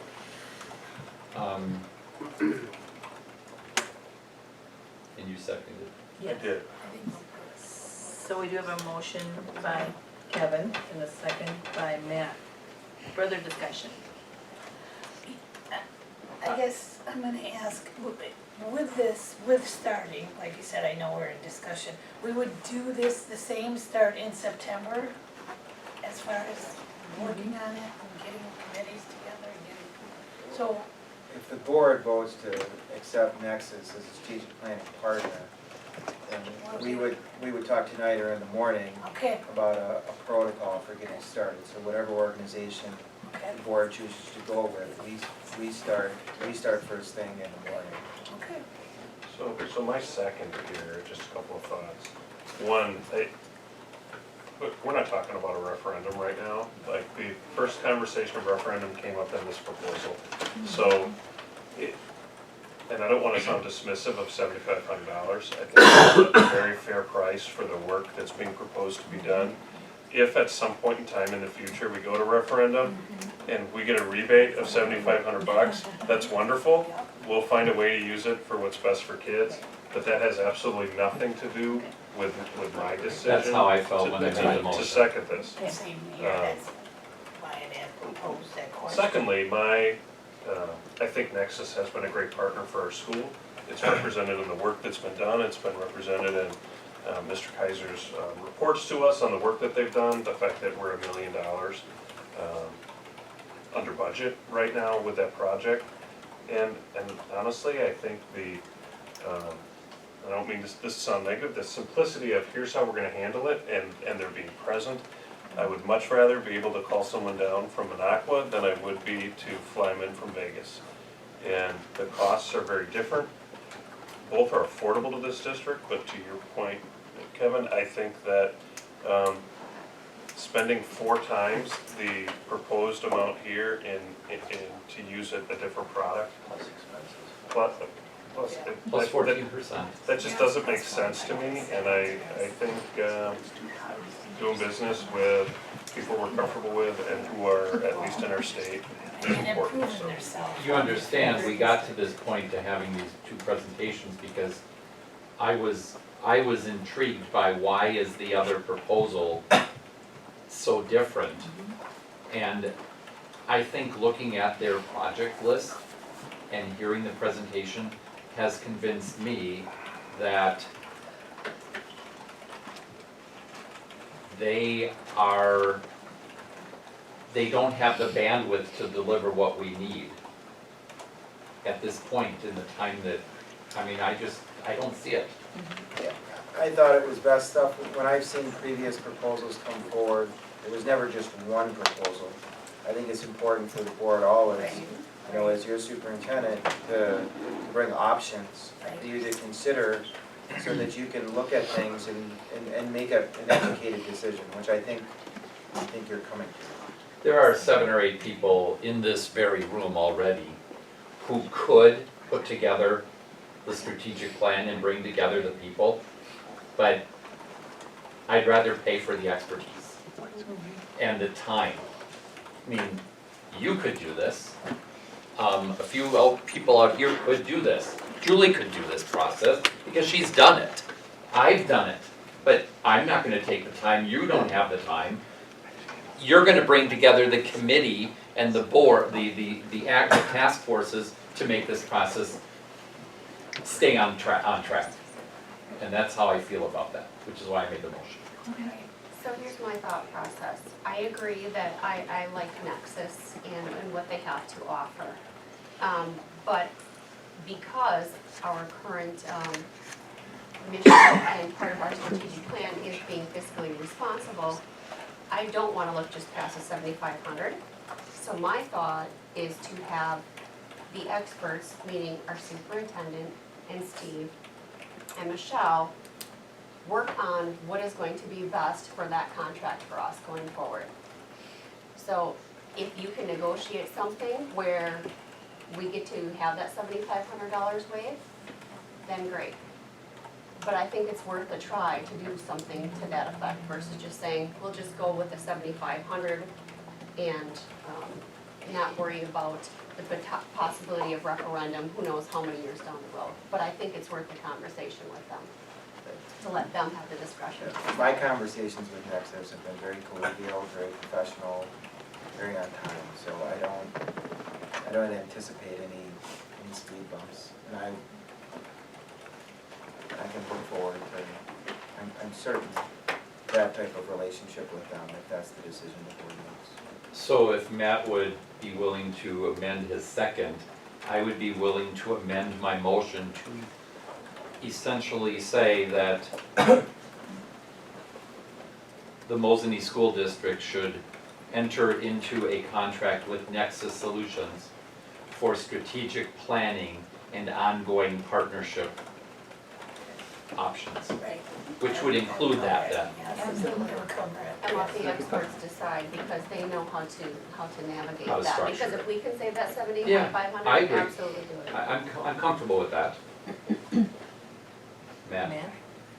I'm just, yeah, I just want to make sure I'm understanding your amendment. We're not entering into an agreement for future, or are you suggesting we enter into an agreement right now for future referendum planning or referendum work? No, it's a possibility. How is that worded on your contract proposal, if you would? It wasn't in our stuff, so, I know I saw it a month ago. Yep, that's right. Just like Steve from Nexus had alluded to, there is no timeline, so it Right, can I be understand.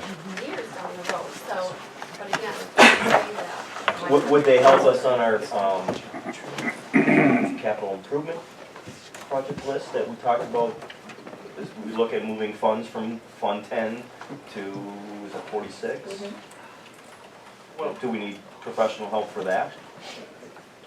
Well, those are some. Yeah, let's Part not of- get. Oh, he has a language. Yeah, Yeah, there you go.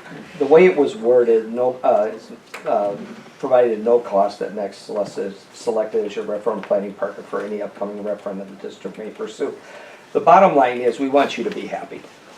We're gonna have well more than $7,500 invested in doing this process. So Yes. if, you enter into it for 7,500, you decide that our partnership continues to move forward down the road and you want to engage us in that, giving you a rebate for the $7,500 you've invested is not an issue on our end. It's just not, okay? So you don't have a timeline or a time frame where you cut off? No. It's No. kind of open-ended? It's open. We just want to continue to be your partner going forward. And I guess, I mean, we have the option down the road when it's time to have them assist us in the project work you're describing, or a referendum, or some other work that can assist Michelle in her work. I mean, they have expertise across all of these areas. And if we're not satisfied with the, quote, future discount, Right. we can decide not to go with them, Right. with their proposal. Yeah, I'm comfortable with it being as generic as it is. Okay, that's great. So leave the first motion as is? Or are you adding that amendment? I added the amendment that we would continue to maintain our partnership with Nexus Solutions. Okay. And Matt? Okay, further discussion. When I, first 16 of my 23-year professional career, I provided professional services, role proposals. When I reviewed the two, I was all for Studer. I felt it was more personalized. And after tonight, Dr. Martin, your expertise, being an administrator in the state of Wisconsin, I feel very comfortable in moving forward with this motion. Okay. Any other questions or comments? If not, Mikey? good? He's on board. All right, all those in favor? Aye. Opposed? Motion will carry. Thank you very much. Yes, thank you. Okay, we're moving on to item 9, discussion, school board superintendent communications. Yeah, I have a link in there, several things I just wanted to put in my communication thing. I'll just run in order with them. A couple of them have to do with the houses close to the middle school. The information about those houses, there's quite a bit going on in the city with that. I just wanted to put that note up there, that municipal law, and all that is, I won't jump into each of those links, or have to jump into each of those links, but the gist of it is, there's an alley there behind the houses that the city is giving to us effectively, and there's a process for them to do that. There's no cost to the district, but that's what all of that first part is. So update on the houses close to the middle school. They were actually doing asbestos abatement as recently as yesterday. So they're working through the process right now of completing, the Habitat for Humanity has been there. We've extended that to next week. So that entire process is coming to fruition, including closing down all the electrical and all that sort of thing before we have the fire department come in and do their burn. So that is moving along and should be completed before long. But I'll keep you up to date on that. The data retreat, great data retreat with all 3 of the levels, so the elementaries, the middle school, the high school, all the principals. It was an excellent retreat. It was really great for me to have the direct contact and direct access to all the leadership in all of the buildings. So we spent the better part of almost 3 days together, 2.5 days. Some great leaders there, some great workers. I was very impressed with their professionalism, and that'll come up later in the agenda. So there's a lot of work developed from all 3 levels, the elementary, the middle, and the high school, which is linked in later in the agenda in terms of their work plans. Their work plans linked to our current strategic plan, which obviously we've just decided to update and to start updating, which is exciting. It's great. So the logjam, I sent that in my update to the board, my weekly update to the board on last Friday. that I do for the board, so I put that little note in there about the log jam. It was fun to be invited and to do a little presentation. It was really nice to be with several of the people in the community, so it was a nice little event. I was there at 6:45 in the morning with my daughter, checking people in for the running event. I didn't run, but I saw a lot of staff members run, which was great. So, and all that money went to the Mosinee Cross Country, so that was excellent. So it was nice to meet parents and students in that environment. And then also the event at 10 o'clock with a couple of other local, politician for one, and then other community members. The board retreat I thought was excellent. That was a great board retreat. We'll be coming back to that more actually throughout this year. So those are things that we started working on, but just know as a board plus myself, I thought that was just amazing. It was an amazing time and great things. Social at my house, this is legal to do, we can post it. My wife says the 26th, 27th, or 28th, any sort of availability after 5 o'clock, so starting at 5 o'clock. So I'll definitely shoot an email to the board about that in terms of, so we would have to post that, but we have a process for how to do that and to stay in compliance with the open meeting laws. So we would have that social where we do not discuss any school district matters whatsoever. And that would be part of the posting that we would put out. Purely social, remove the mystery sort of thing. Does he really live on town, where I live and all that sort of thing. So just looking to do that, but I'll also reach out to all board members from myself to try to get that set up, hopefully next week if we can. She said after the annual meeting is fine, or any of the other days as well. When can you be notified how far in advance? 24 hours. So we need 24 hours to post, to have more of us. So I think that's great. I worked on that with a few mentors of mine, superintendent mentors, and made sure that we can do that with the entire group and spouses, which I think would be great. Update on that transition plan. My transition plan, I moved into the 90 days, just almost all sections. I'm through the 90-day aspect of the superintendent transition plan. I'll have a specific update for you, and my plan is to give you an update at the end of the 90 days. So that'd be next week or next board meeting or October at the latest. So a line-by-line breakout of where we're at with the transition plan. So school safety training. This is a big piece that I was talking to Chief of Police, along with Officer Krause. There is going to be, I just finalized this actually, to be determined. It is going to be the 27th, and it's going to be in the evening. So I'll make sure to put out mass emails about it. So there's going to be a school safety training in probably the high school. He was going to talk to me tomorrow about that. So what that is they're going to have all the officers in Mosinee making sure they're familiar from a safety perspective with all of our buildings. So they would start and then make sure that it's not just Officer Krause, but all the officers, in case of a safety situation, they're as familiar with all of the buildings as he is. So it's going to be happening in the evening that night. Start of school information, I won't jump into the link, but a lot of planning and work goes into start of school. Start of school is like end of school, so there's quite a bit of activity, including tomorrow. For those that have already responded, that they're going to be at the new teacher luncheon, that's 11:45 at Pinewood. So we've been working a lot these last couple days with the new teachers, so we're excited about that. Thank you for all the administrators that have been putting so much time and effort into that, that are sitting here with our new staff. We have 11 new staff members that are into the district. Some are new to teaching, but several are also experienced. So from math teachers to social studies teachers, multiple special education teachers, I believe 4 or 5, if memory serves, in special education alone. So I've been meeting with them, multiple of us have been meeting with them. Luncheon tomorrow, 11:45, we'll make it at Pinewood. There will be members of several different groups there, other groups there as well. So this time of year, a lot of personnel moves. You saw that in the personnel committee agenda. It's getting to be pretty uncommon with school starting in about 2 weeks.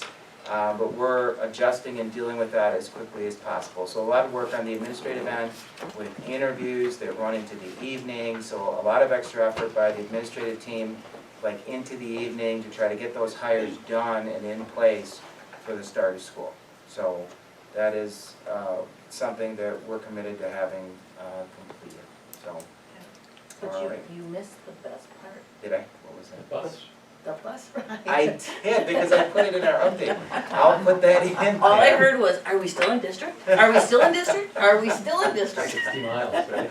For those, that's Took 'em all the right, way out that was to- in my communication to I the, showed him where Mike lived, yep. I showed him where Jessica We lived. honked the horn at certain Yeah. places, so that was a lot of fun. Yeah. And it was raining out, so there was that. But that happened, was it last Thursday or Friday? Friday, It was yeah. last Friday, that's right. So And I got him totally lost over by, I was totally, out of sorts with that whole piece, but it was good when I knew I was in Knowlton, I knew where I was at, I was Yeah. pretty solid on several parts of the district. But we got turned around and I was like, am I north, south, east, or west? But she knows the district so well, so Diane was nice enough to take me in a school bus so that I could actually see the different extents of the district and see where out of district and in district was. And it was pretty amazing to me to see all the different parts of the districts that feed into Mosinee. It's a huge district, 250 square miles, and I think we covered every one of them. almost. The most fun part of the trip was we came up to some guys that were blocking the entire road, and she goes, well, we'll leave it at, there wasn't a bad comment, but I she's said, like, really? Are they gonna move? Are they really working? Yeah, look at them, they're just standing around They're not talking. doing anything. They had these dump trucks, but we got through and it was fine, Yes. so Yes. we didn't get stuck or anything, so that was a great part of And last you week. counted how many churches? Yes, that was great. And another church, I and another church. did. Yes. Fun trip. Dave, That's is the school safety training for police on the 27th, is that to make sure the officers are familiar with the site, or is it active shooter training, or is it all the above, or? It's kind of all there above. They're going to be isolated, likely. They're making final determination. I talked to Officer Crosby today because we were doing some Alice training with the new staff today. But today he had just come to me. It's not active shooter training, but more about, that wasn't communicated to me. But what it was communicated to me was that from their safety protocols for responding to an emergent situation, like what they would do when entering the building. Being that Officer Krause is a trainer for that, he wanted to make sure that if they were entering the building, worst case scenario, what their protocols would be in this particular environment. I think that's great. I would just ask that in your thoughts on what that looks like, if there would be a major incident at any of our schools, you would have 2, maybe 3 Mosinee police officers responding, you would have all the criminal order police officers responding, you'd have all the sheriff's deputies responding. There'd be officers responding from police departments all throughout Marathon County. And having simply 7 people familiar with how to navigate the elementary school, I get lost every time I go in there, I need an escort. Doesn't benefit our district when you have no idea what color the uniform is that's gonna be responding and dealing with that, depending on what's going on. So I would just ask you to consider that when you figure out what that plan looks like for the school. I'll jump in and talk to them right before they do that training. Didn't you say it was in the evening, so it's the Yeah, same time as there's the a board meeting? meeting, yes. Yeah, it is, and they were scheduling that not necessarily to line up with us, but more to line up with their availability. I understand. Yeah, that's what I was told, so I'll get back with them and follow up about that. All right, moving on to item 10, old business. Discussion, seclusion and restraint comparisons. Mary? Sure. After Matt had brought up a couple questions about comparables, I put out an email to CISA 9 in July, and I think that was why I got a limited response, and I tried to follow up again, but I think everybody's just either gone or so busy. But I also went out of our CISA and asked Medford because they're pretty comparable. And it really varies per district, and I think a lot of it, the reason why it does vary is because of your student population. Like some years you may have a lot more than others. So we went anywhere from Medford to having 1, seclusion and restraint. Rhinelander still didn't have their numbers, they were waiting on their principals. To Merrill, that had quite a few, to looking up at LU HS, which is only one school that had 4. So it just really varied, but I wanted to follow up on that because that was something I told Matt I was going to check into. Thank you. Item 10. Merrill's like a little prison, huh? Yes, yes, so it felt good that our numbers Strategic were, planning. yeah, they had a lot. Come on, Matt, you know my school in Wausau before coming here. That might be in a short time frame where we may have numbers like that. Merrill had NAC up there too, so. Yep, that's very true, Diane. So, Well, so we sent our kids up there, and then they're gonna blame us. Hope they don't have their meeting right. okay, discussion, Being energy recorded, exemption yeah. surplus funds. So that's. Okay, yes, the energy exemption surplus funds. So what I wanted to do, and this is up for discussion, not for decision, which I think is a lot of wisdom with the board. So this is a big decision, but if you want to pull the packet up, a lot of this was received today, because I've been pushing on research, and so has Michelle. So thank you to Michelle for a lot of this, but we were pushing pretty hard on research about what this would actually look like.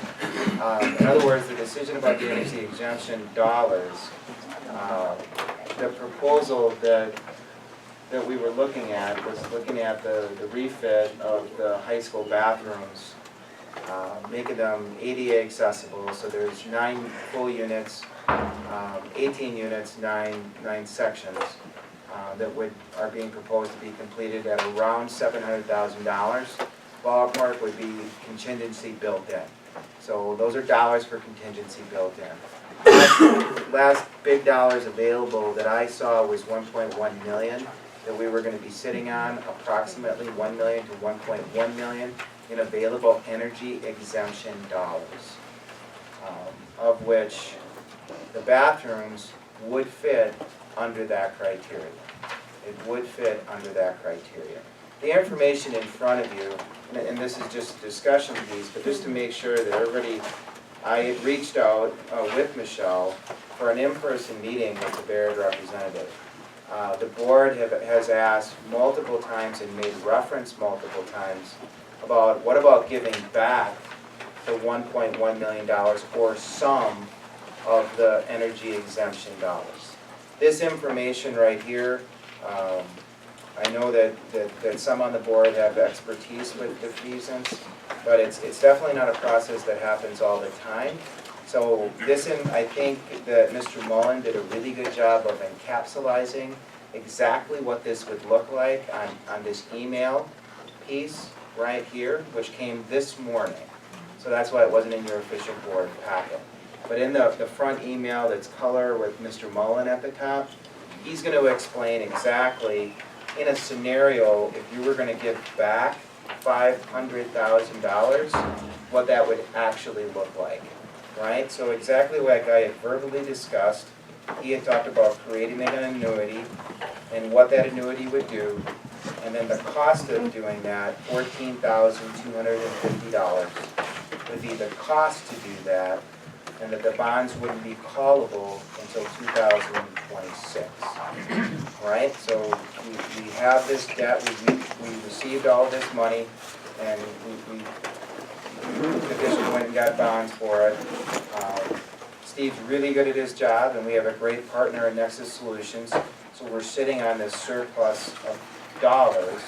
But really, it's borrowed money at a low interest rate. So this is a solution or information about what defeasance would look like if you choose to do it at a dollar amount of $500,000. Now, why is that number's arbitrary? All right, I picked it out of the sky. It wasn't based on anything. I just said, give me a round number. So all of these pages after this that are stapled to the email are specific information about what that would look like for $500,000 if you did defeasance and if you created that annuity, and it goes line by line what it would look like. Mr. Mullen, because he's been very good to work with, wanted to make sure that we were understanding that this is just a scenario, right? On multiple pages, this is a projection and a scenario. And by no means an offer or anything of that level. Michelle? To add, this scenario here that you see in this in these documents is spreading out the escrow amount, the payments amongst every year, not just like paying one callable bond, but spreading it out so that the effect on the tax levy would be equal in each year to the taxpayers. And Right. it can be structured different ways, but that's this scenario. Right. So, just a little information before your discussion. Okay. Questions, discussion? Otherwise, it's becoming bad. If our total is 1.1 million. I want to be clear, is that 237 and the other two, the 58 grand, is that already allocated against the 1.1 million? Those are already bid cost. Right. Yes, those bids have already been let and contracts have been cut to those contractors. So what you saw, 1.1, roughly is what we have left, and that's done. After those, okay. Okay, so that's what, that money, that's already been spoken for. So, After the top three, you can scratch those off, then we have 1.1 million. I understand. So do we have a ballpark estimate for a pool mechanical room that you're already putting out a bid? yeah, Puma Camp actually has been received for a little, just about $9,400 some dollars. Oh, it's small. So that 1.1 still encompasses, that's very small, yes. Yep, so, my inclination is to have the district proceed with the high school bathrooms, okay? Others may have some feeling on the other three items on there, but, that means we'd have about 400,000, round numbers, 300,000 to 400,000. Approximately. And I don't want to sneeze at the idea that if you look at this sheet here, Yep. that this process would save the district $80,000 in interest. That's really what this is interest cost savings. That's right. I guess my feeling is that $80,000 spread over 18 years is a pretty small amount, especially when you consider inflation and the time value of money. And I'd rather spend $700,000 if this ADA compliant upgrades, if it is necessary today, than spend $900,000 4 years from now for something that we're still going to need and is going to be worse. So, I am the biggest fan of the Defeasance program. I just don't know that it's as valuable as, I feel we get more bang out of spending the money than not. I know that it's Steve's opinion and also my opinion that your comments about we're still gonna have a need in 2 years and in 3 years and in 4 years. We are still gonna have a need. I won't speak to the dollars. The board has all the information, I think, in front of you to make a good decision with that, but the need isn't gonna change. We're gonna need to do something at some point.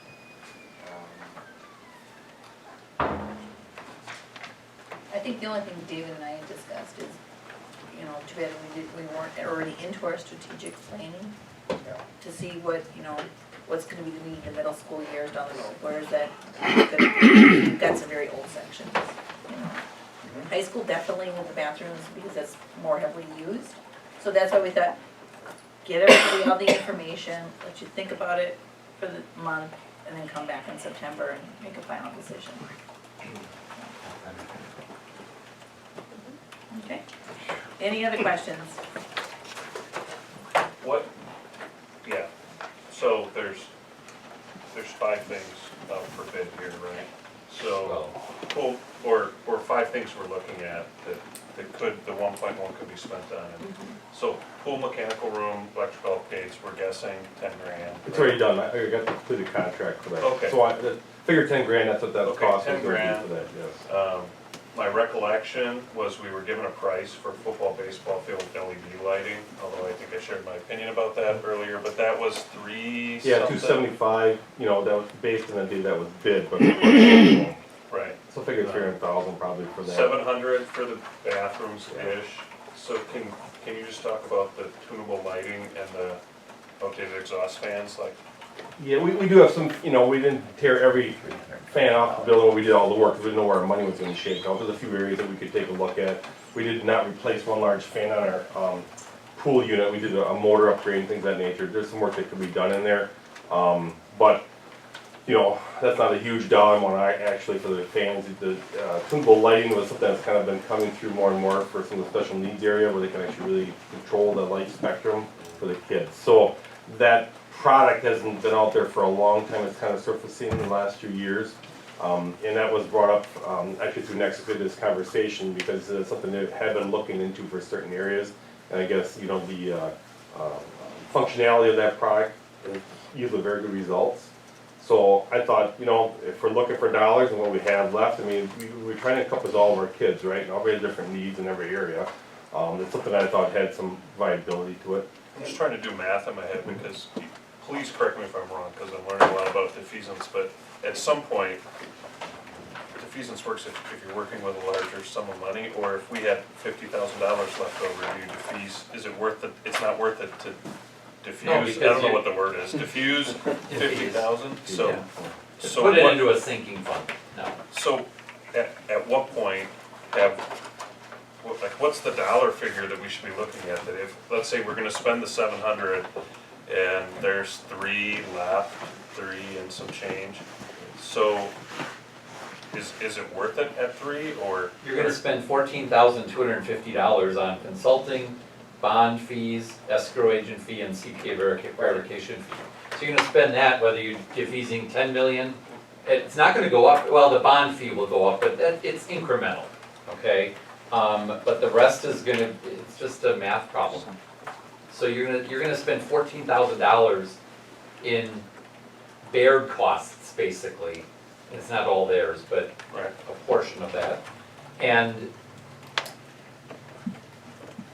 you wouldn't spend that kind of money on I'm probably not even inclined to spend that kind of money even on $500,000. So. But that's 3%. So my. That's just, it's too costly. My question to you, Steve, would be, so I'm aligned with you, Kevin, and the way you explained this is where you see it. But I'm like if I'm gonna go in, I wanna go all in and not diffuse anything, and I'm like, okay, well, there's no way I could vote for putting new lights on the football or baseball fields for the 12 days a year it gets used, but I wanna know what else can we spend those dollars on then if we have additional dollars, because these projects minus the football field lighting doesn't get there if I'm doing the math right. No. I mean, you know, when we looked at, just take restrooms for example, right, we looked at the block of the high school, right, because that really is the worst issue that we have, right? And I think Steve, you can correct me if I'm wrong, really, basically, we're looking, and we talked about the fixture replacement, it's about the water usage. We still have other fixtures in the facility at the middle school. There's stacked restrooms there at 69. You know, they had a little work done to them, but they are some of the older fixtures too. Not to say we couldn't incorporate that as well. I didn't jump on that because I want to really hoe on the high school because I have more problems there. But this is more of a piping issue. But the fixture issue still lies in a couple other areas. I didn't jump on all that because where we're going to cut the head off, right? We got to know what we're looking at. So there are some other areas we could address other fixtures under the same energy. Yes. Correct, that's make sure I'm speaking to that properly. So there's a block at the middle school we could take a look at too. We could maybe retrofit those and clean those up as well. They function, but if I want to remove that and go to high efficiency fixtures, it falls in the realm, you know. And you know, there's always needs, but we gotta make sure we qualify with Nexus that we don't overstep our bounds. We're gonna be clean them over presenting to you and the public. So is it safe for me to interpret that to mean that if the board were to decide to utilize the entire $1.1 million and not diffuse any of that money, you would be able to identify projects worthwhile to utilize those funds that would meet the energy exemption qualifications? Yeah, well, I would think we have lots of areas of needs, right? And we define certain things when we first set this all up, and that was the whole goal of the process. You know, we're just very fortunate to come with under budget and have money to do that. So I'm sure working with Nexus team, they've been very good to work with. We can do a little bit of more research, what other districts have put money against in these areas. And maybe, you know, I probably missed it or didn't think about it, so I think there's definitely areas for that. You know, I mean, we have upgrades happen all the time, so if we're trying to better our facilities, I'll never turn the money down, Matt, put it that way. Let's, Yeah, you know, it's tough, right, to be quite blank with I you. go big picture a little bit with this, that, you know, when we're done with the elementary school, which looks great, and it's gonna get wrapped up here, that there might be some outside things to do, some parking lot things to do, but that's a 15 to 20 year, you know, fixture. It's really buttoned up. And then looking at the rest of the buildings, you know, Steve was gracious enough to walk me around. We did a detailed walk around of all the facilities. The newer facilities left after the elementary school. High school is obviously, you know, in a lot better condition than the middle school. So my priorities when I started walking around with Steve, looking at the bathrooms and ADA accessible bathrooms in the high school, made a lot of sense, because that's a long-term facility. And where I'm coming to in this is the middle school a long-term facility for this district? I wasn't here when a lot of the discussions were had with the previous strategic plan, but if it is a long-term facility, okay, all right, then we have more than just that to do. Then there's quite a few more things to be doing there. There's been some great things done there, but Steve has done an excellent job of differentiating the type of systems being put in the middle school versus the high school and the elementary. Because clearly the high school and the elementary are long-term facilities for this district. That's not debatable at all with all of the contractors and subcontractors in Nexus. The middle school, that's a broad 30,000 feet discussion. Is that a long-term facility for this district? And I don't know the answer to that. I am not a mechanical expert. I've been involved in construction projects. There's a lot of issues to address in that building. And I would like to speak that for a second because of the fact of, if you remember in the past, we had the layout of all the buildings and the age of those buildings were put together, merged, a lot of things overlap from the high school, because people think the high school is on its own. Well, the high school feeds a ton of the middle school, electrical bleeds over. But I have a 69 section, Wedgeton 85 section. I mean, there's a lot of electrical things. We didn't take everything out apart because it didn't pay, I don't know what the dollar was gonna be. So there are some upgrades that could happen in that too, because they are 69 age. We lapped it off at 60. We didn't touch the 69 stuff because it was still functional, but it's getting very dated. So like I said, there's opportunities, but when the buildings are merged together, it complicates some things. So it's not as clean cut. Goes at the board retreat where we're talking about the capital improvement plan in Fund 46. So the reason why I thought it was such an amazingly good board retreat is that it's very linked to discussions that we will continue to have. Fund 46 and the capital improvement plan, which is linked to Fund 46, that's critical work for the board. I know Steve's put some work into that. He's done a great job with that. I guess, Diane, I would say that we're not going to get less costly money in the energy exemption funds. We're not really going to have, if we proceeded with even one of these projects, $500,000 of money left over. If we did have $500,000 that we wanted to put into an account for prepaying the bonds in 7 years, up to the length of the bonds, I want you to know the dollar savings that we're really talking about here. It's $80,000 over the length of the bonds before they can be called, which in today's dollars is 39 grand, which is $2,193 a year. We're not even gonna have that much, because we're not gonna have $500,000.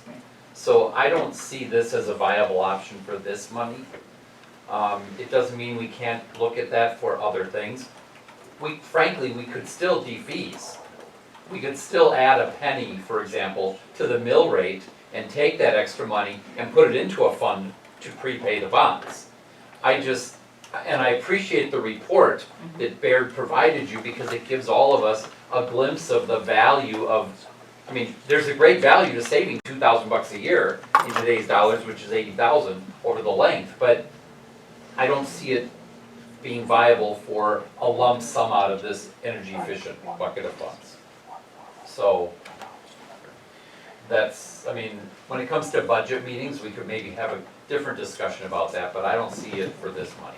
You know, to speak a little bit through the special education tunable lighting fixtures, I know the Nexus was involved in Hudson, and still involved in Hudson. I was actually part of that walkthrough with the Principal Schumacher before she retired. So I did see a lot of the lighting issues that I think they were involved with Hudson, which I thought were pretty state-of-the-art. So some of the stuff that I was looking at in terms of that lightable lighting for special education was think about along the lines of students, autistic students, students that have sensory issues to light, that I was very impressed in some of the Hudson construction, which I did personally tour, where they showed me that specifically in some of their sensory rooms.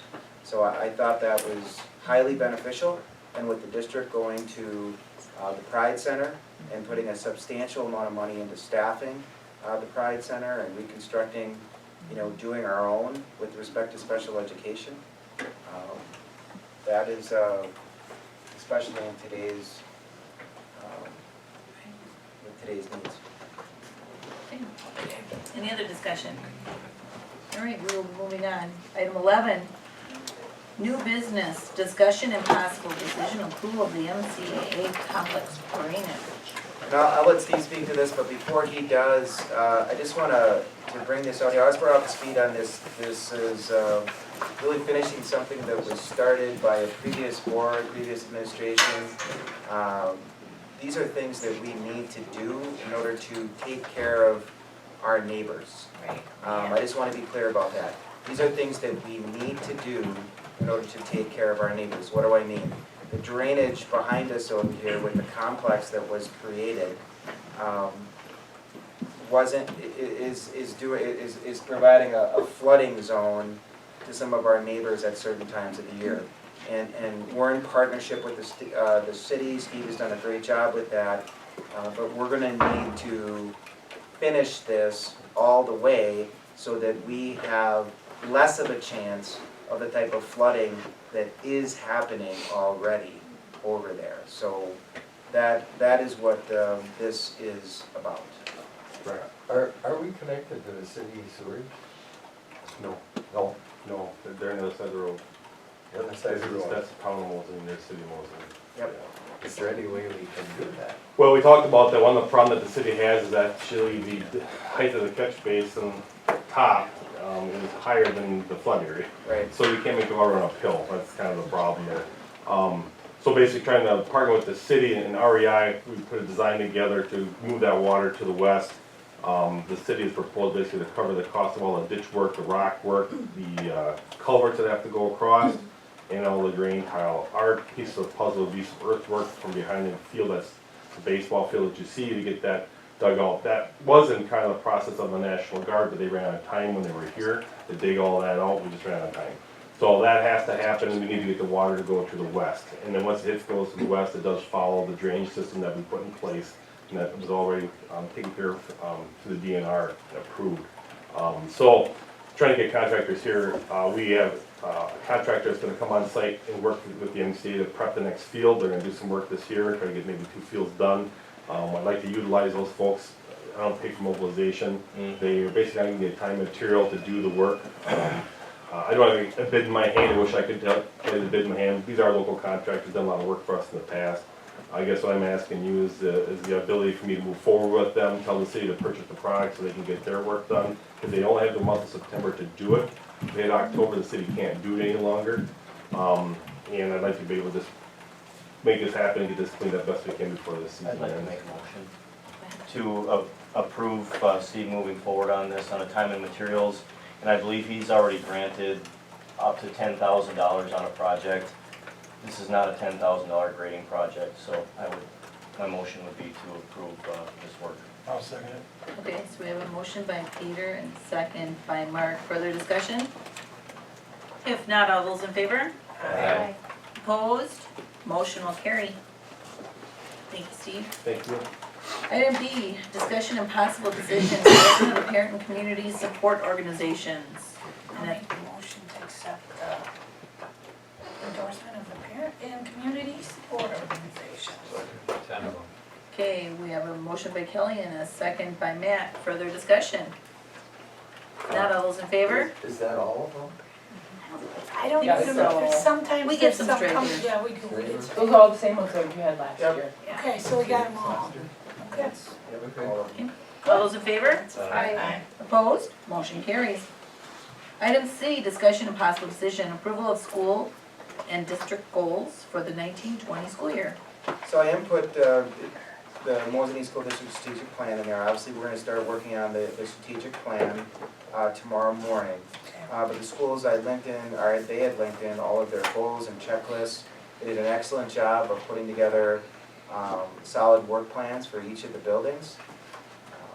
And that's all attached in your documents there. So I would seek a motion. I'll make that motion. Okay, we have a motion by Peters, or a second? I'll second it. And a second by Mark. Further discussion? If not, all those in favor? Aye. Opposed? Motion will carry. Item D, discussion of the middle school scheduling update. I'm gonna ask Mr. Groovy to come up and just give us a little bit of an update. He's been extremely dialed in to all of the work, quite a bit of work put into the middle school. I just wanted to take an opportunity to kind of give you an update of where we are with our middle school schedule, kind of the things that we did over the summer. And thank the admit team for kind of helping me through this, because I jumped on board of this and I know there was a lot of questions and concerns about it. So some of the summer work that we've done is our staff has come in and put in some flex days. And during those times, they plan interventions and enrichments, so that block scheduling, what's it gonna look like for them and what are they gonna do with that time? And those conversations revolved around planning their student groups at MVP time, and really kind of getting the nuts and bolts of what that will look like for them. You can go to the next one. And in that process, with talking with our admit team, we were able to offer another STEM program in our tech rotation. So instead of giving kids 4 opportunities in our tech rotation, we were able to do 5. And that would lower their class sizes. So like in the shop, it'd be a lot safer. And then give them different avenues in the technologies in our CTE program. And then we took those things that were coming out of those flex day conversations and used them in our data retreat conversations and developed our building goals around them. How are we going to use our schedule to the best of our efficiency to help our kids grow? And really that's our action plan. And if you read the improvement plan that Mr. Munoz documented for you, and the whole process was, using our time to support, implement, and assess our PLCs into our students to see their growth. So I just wanted to give you kind of where we are with the schedule and what we've been doing. And if you see me crying in the corner, just throw a towel over me. It'll be okay. It'll be My okay. 7th grader will be crying probably when he's all freaked out about it. So that's where we are. Thank you. What about any questions any board members have might have about the schedule? Anybody? Okay, thank you. We want to get a good work, so a lot of the staff members, a lot of middle school staff members put a lot of good work into that schedule at the data retreat. Okay, item E, discussion and possible decision, approval of the teacher and support staff 19-20 handbooks. Yeah, I just want to report to the board before you jump into discussion and decision, there's no changes aside from date changes and name changes on this, other than changes that were made by previous boards after the start of last year. So there was an adjustment, I think it was October or November, to the November, to the handbooks. So there's no changes since then, but it is something that we'll jump into on this next school year. So we did update it in terms of dates and names and that sort of thing, but aside from that, it's identical to what exists.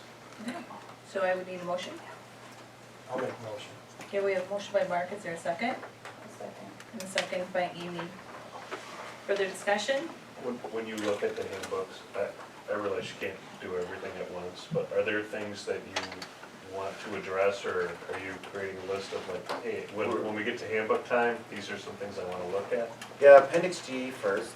we're starting with Appendix G in October with the Compensation Committee. So my intent, we already had an initial meeting about Appendix G, which was pretty healthy, but to jump back into that again. Nate and I had met with Zach before Zach resigned, so we had some initial discussions even before that about possible model adjustments to Appendix G, which is definitely in the handbook and a big piece. We were gonna start there because you can get your hands around it and then build out of that. Thank you. Okay, any other questions? Okay, if not, all those in favor? Aye. Opposed? Motion will carry. Item 12, other reports, WASB. And that would be me. And we do have an open seat, Mike, for WASB to be on the Region 5. And I do have an application here.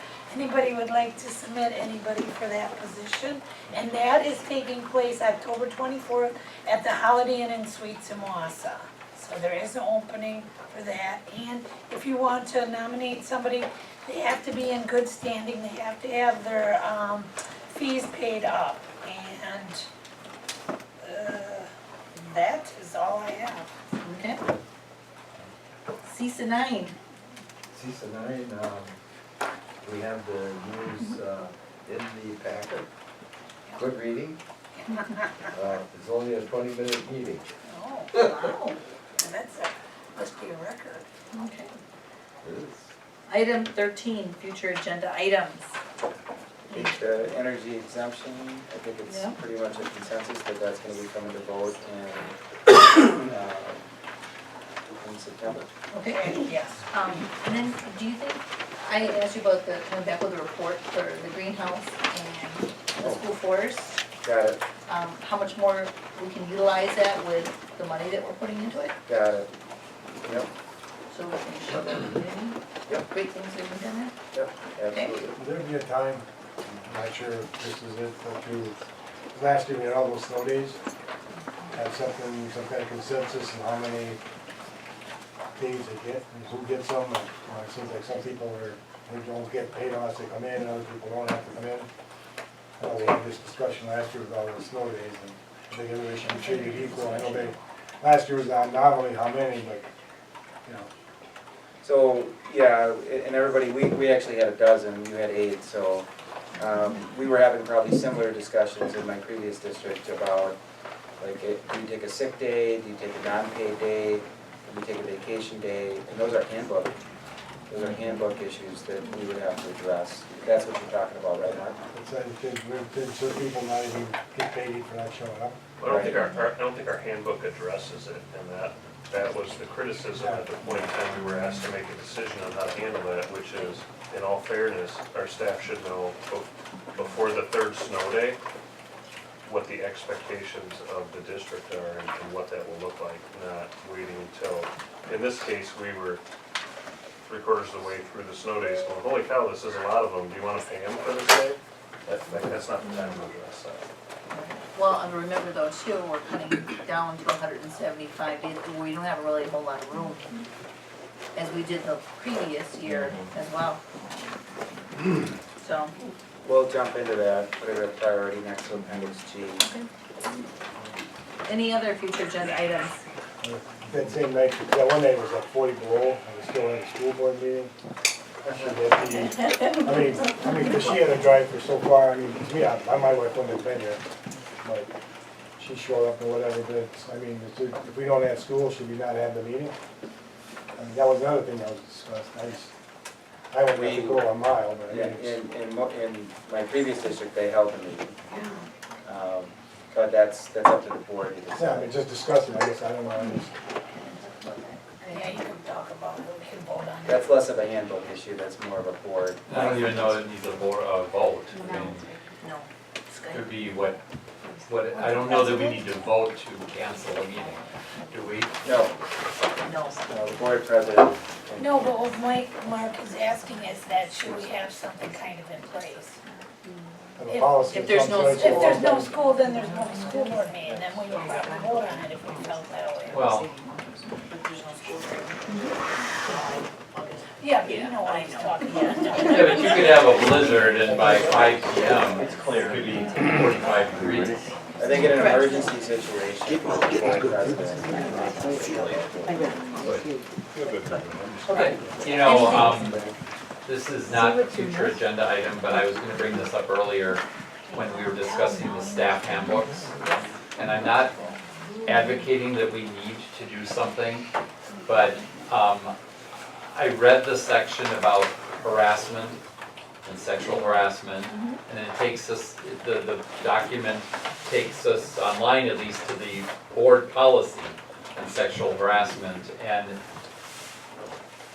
I agree with the wording of the policy that says sexual relationships between staff members where one staff member has supervisory responsibilities over the other are discouraged. I'm okay with that language. I would not say that I would support it saying prohibited. I just want people to know that a law firm that my company had to employ, that I had to hire, said that the fastest growing use of personnel policies that need to be rewritten have to do with this. And I don't know how many people have actually heard the language, love contracts, but I'm in a CEO group. 13 of the 16 of us in our group have had to hire an attorney in the last 2 years to have a signed by both parties written contract saying that they did not feel they were in the relationship under pressure. And 11 of those 13 men and 1 woman boss ended up having to pay a claim after the relationship broke up because the person who was subservient to the other in title said, I know I signed this document saying I wasn't pressured into it, but they felt that that was being signed under duress. So it's something to have an awareness of, okay? I don't think we need a policy for it. I think we just have, you as the supervisors, administrators have to have an awareness of that. Because I know we have insurance for some of that stuff, but I don't want to be surprised with suddenly having to have a lawsuit that we have to come up with money to pay. You've had awareness of it in the past. I've had awareness with this being a supervisor for almost 20 years. Yep. Recently with HR in a previous district, so it is something that they called it something else. Well, that's what they're calling it now. They didn't call it a love contract or whatever that was. That's what they're calling them now. There were other suggestions about what our lawyers at the time. Sure. So it is a legitimate thing to be aware of because it's a conflictual relationship. It's more about power and who's in control. Control position. In a position. So it's definitely a part of the law. We do have Neola coming, I believe, in September, or I think it is September. So our policy review is coming. I met with them once, so definitely a question for Neola as they come in, a specific question for Neola. I'm kind of sore about it right now because I had to write out a check. Not for the suit, but for the attorney to put the document in place. Thank goodness I haven't had to be. Now they're engaged, so I feel I wasted my money. Any other future agenda items? All right. I need a motion to adjourn. I'll make the motion to adjourn. Second. Okay, Kelly, sorry, and then Mark. Okay. All those in favor? Aye. Opposed? Motion carried. We got it. Thank you, everybody. Presentation.